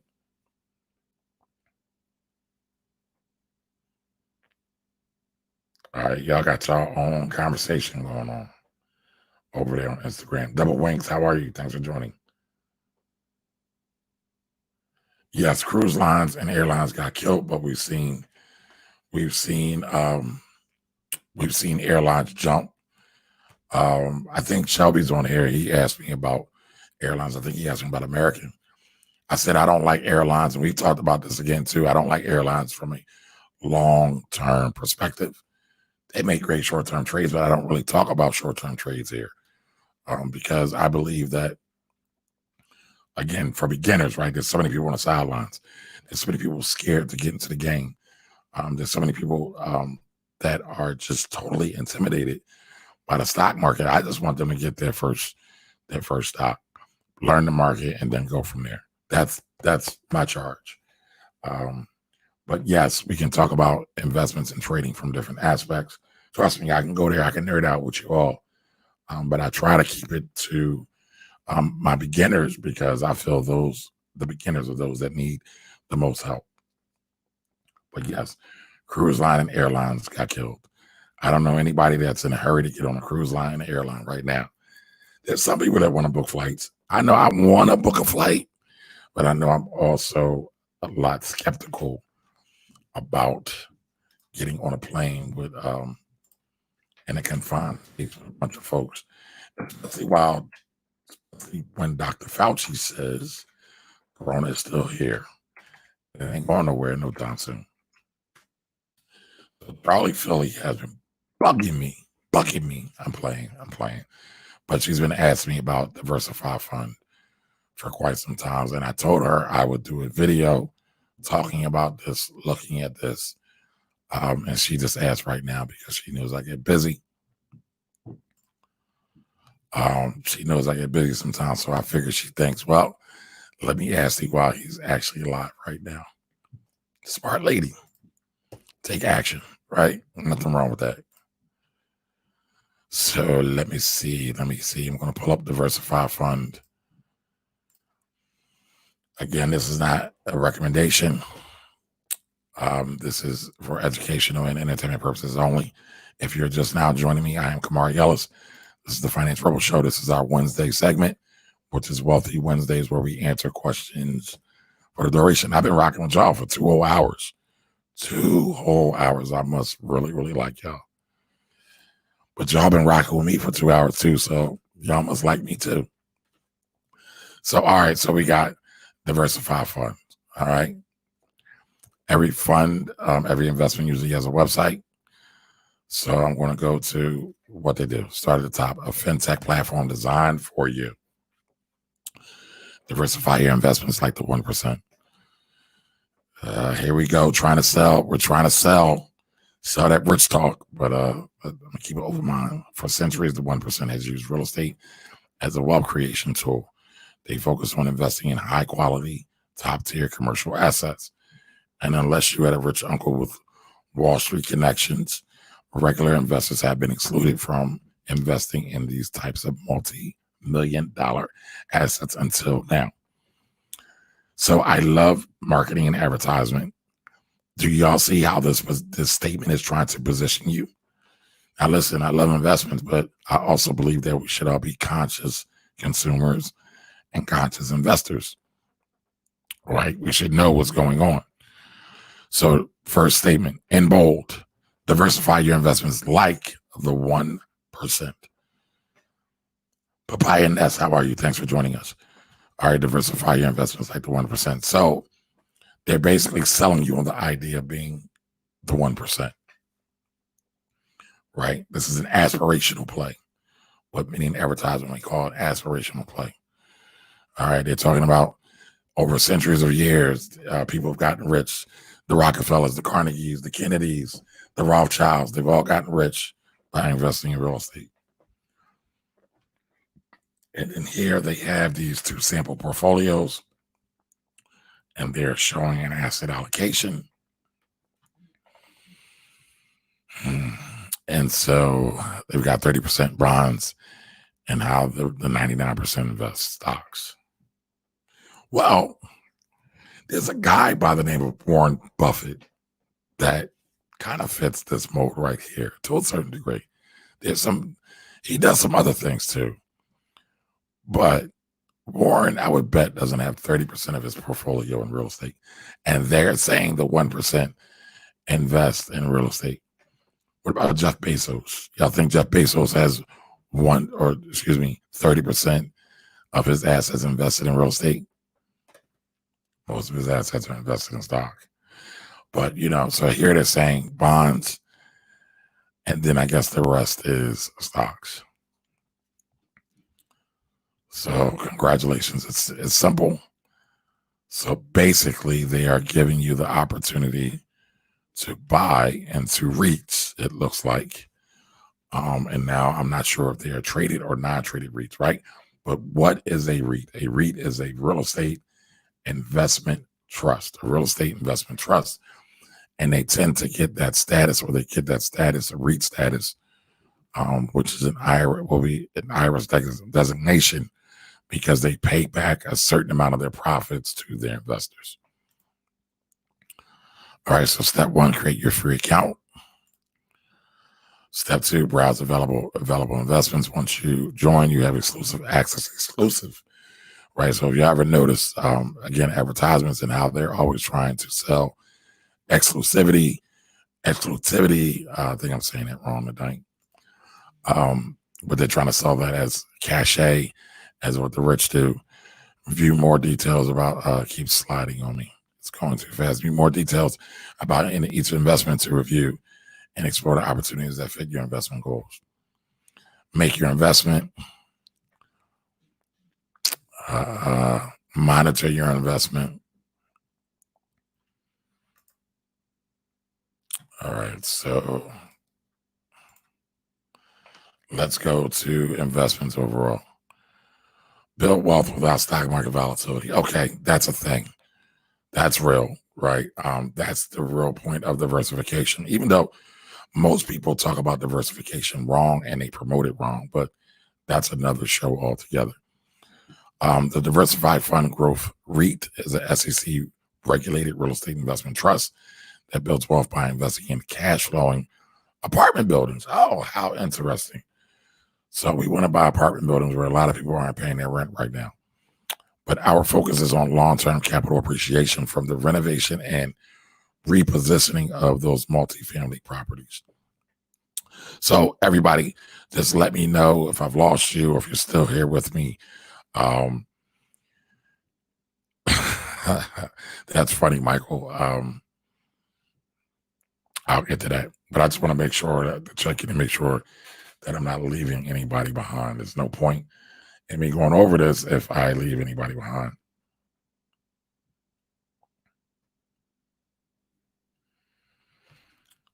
Charlie, I'm going to come back to that question about inheritance tax, or that statement about inheritance tax. Okay, so build wealth, diversified portfolio, compounded return, investment opportunities. So it looks like they have some that are $500 minimum investments and some that are $25,000 investments. So their strategy, access for all. We are open to investors accredited or not. So you don't have to be an accredited investor. So for some REITs, especially REITs that are non-traded REITs, because you have publicly traded REITs and non-publicly traded REITs, you only need $500. You get a diversified portfolio to protect yourself from the stock market's volatility. So real estate does not move in step with the stock market. Professional management. So here's an opportunity to own real estate, but not necessarily own the bricks or manage the bricks, right? Or the doors. You could have somebody else do it. Watch your investment progress. We're vertically integrated. This means we own and manage all of our properties. We have real-time updates and the most insight and progress on property updates. So here they're showing some of their featured properties. 21% IRR. IRR stands for internal rate of return. This place is a 59-unit mixed-use development. So mixed use typically means commercial and residential. Summerlin, Texas, and Killian, Texas, and Killian. Again, multifamily, acquiring a cash flowing 200-unit apartment complex for a value-added opportunity. Start your no-fee investing, so there's no fees. Okay, doesn't seem bad. But Charlie, what I would need to do is to really give you a real,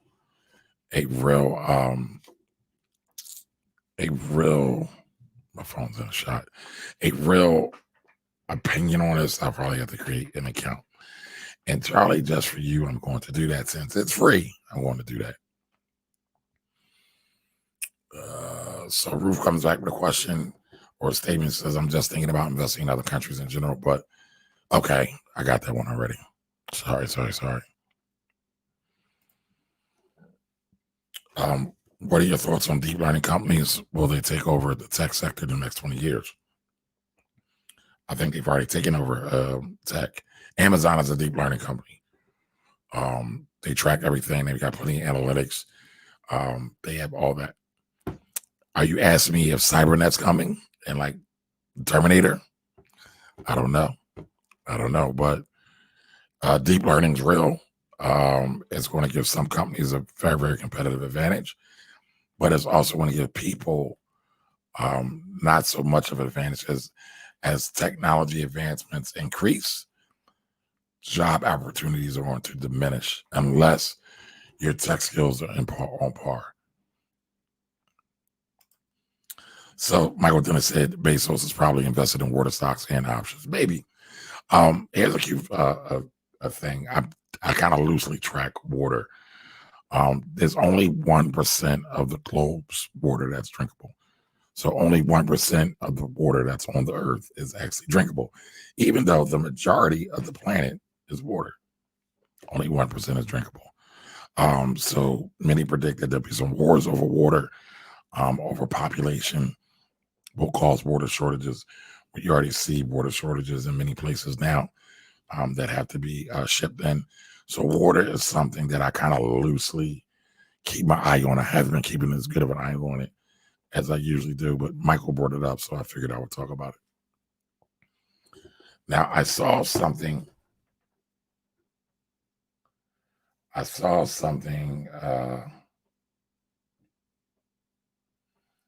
Zen Kia, what are you talking about? If yes, you do. I got some when everything did. What did you get, Kia? What did you get? And who is Jamar Thomas? No, Jamar Thomas. He's on Instagram. All right, so what are we talking about? Oh, when are there any requirements on buying on Cash App? I love Cash App. I think Cash App is great. You can buy stock on there with $1. You only need $1 to invest. Ply 73, what's up, bro? How you been? Yeah, cruise lines got killed. So what are you talking about, Charlie, when you say testing for inheritance tax? So every state doesn't have inheritance tax. I am in Pennsylvania, and Pennsylvania has inheritance tax. And just because you have a trust does not mean you're going to avoid inheritance tax, because if you inherit something, guess what? You still have to usually pay the inheritance tax. 9 times out of 10. Stop trying to cheat Caesar. Pay Caesar his due. Don't pay him too much. That's why you have to have a good tax strategy. If you don't have a good tax plan, you really don't have a wealth strategy. But we're not really talking about taxes too much today. We're talking about stocks. No problem. I don't know if you're telling me thank you, Boss Man PG, or everybody else. Junior Direct, thanks for joining us. Angelier 31, thanks for joining us. Kelly's Closet, shout out to Kelly's Closet. Kelly, I was just talking about you as well. Alyssa was just on. I was just talking about Kelly's Closet. Listen, everybody go follow Kelly's Closet. She sells lingerie for what I like to call the thick ladies, the plus size women. And I just interviewed her week before last, talking about her business in e-commerce. She is another e-commerce genius who's out there killing the game. So go check her out as well. Azalin, Rikistan. I hope I'm not saying your name wrong. I apologize. Are you in trust? Yeah, some people talk about trust. Scorpio Gang's back. What's up, cousin? Some people talk about trust, but many of us romanticize about trust.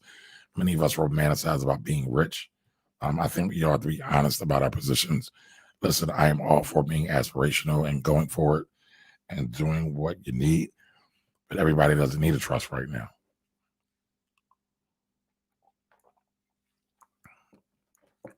I'm in VA now. Grandpa created a trust for the grandson, because the rest of the family tried to put him in a home. So everything was left to the grandson via the trust, as they were the only two on. You left out a piece of that, Charlie. They were only two left. I guess they were the only two that helped Grandpa. Yeah, you could. Again, I'm not saying you shouldn't do a trust, but it's just like anything else, right? If it works for you, great. If it doesn't work for you and you try to force it, it usually backfires. People usually don't realize that trusts have to pay taxes. They have to file taxes every year. They have to also do what's called crummy letters when they submit letters into the IRS about their trust. A lot of times, trust administration, if you don't do it outside of a big bank or a big trust company, isn't done so great. And I see a lot of people getting trust, and they shouldn't. It's a waste. Just like I see people getting LLCs and they shouldn't. It's a waste. It's like I see people getting S corps and corporations. It's a waste. Think about it like this. And when babies try to run before they crawl, they typically fall. Hey, that rhyme, but I'm not a rapper, right? Listen, when babies try to run before they crawl, they usually fall. I didn't do that intentionally either. But that's true, right? You got to take steps. You got to take steps. And you have to be patient with things. If you are your average everyday worker, but you're trying to beat Uncle Sam out of not paying your taxes and say, oh, I heard this guy on this infomercial talking about trust and everybody should have a trust. Well, it might not be for you. You might not even be able to afford it. So just keep that in mind. Different strokes for different folks. So folks, I have literally been on with y'all for like 2.5 hours. 2.5 hours. So listen, do me a favor. Subscribe to my channel on YouTube. You can find me Camari Ellis. Subscribe to me on Facebook. Again, just type in Camari Ellis. If you type in Camari Ellis on Instagram, you'll find me too. But specifically, subscribe to me on YouTube. That is the place I'm looking to grow. I'm looking to help more people. I'm looking to be as helpful as possible and be impactful. So again, every Wednesday, we talk about money. I answer questions. Y'all give me answers sometimes. I give you answers. Most of the times, that's my job. But we have a great exchange, and I really, really enjoy it. I hope you all enjoy it. But next Wednesday, we'll be here. Same Rebel time, same Rebel channel. Everybody have a good night. And I thank you, and I appreciate you all for being here. Have a great night, everybody.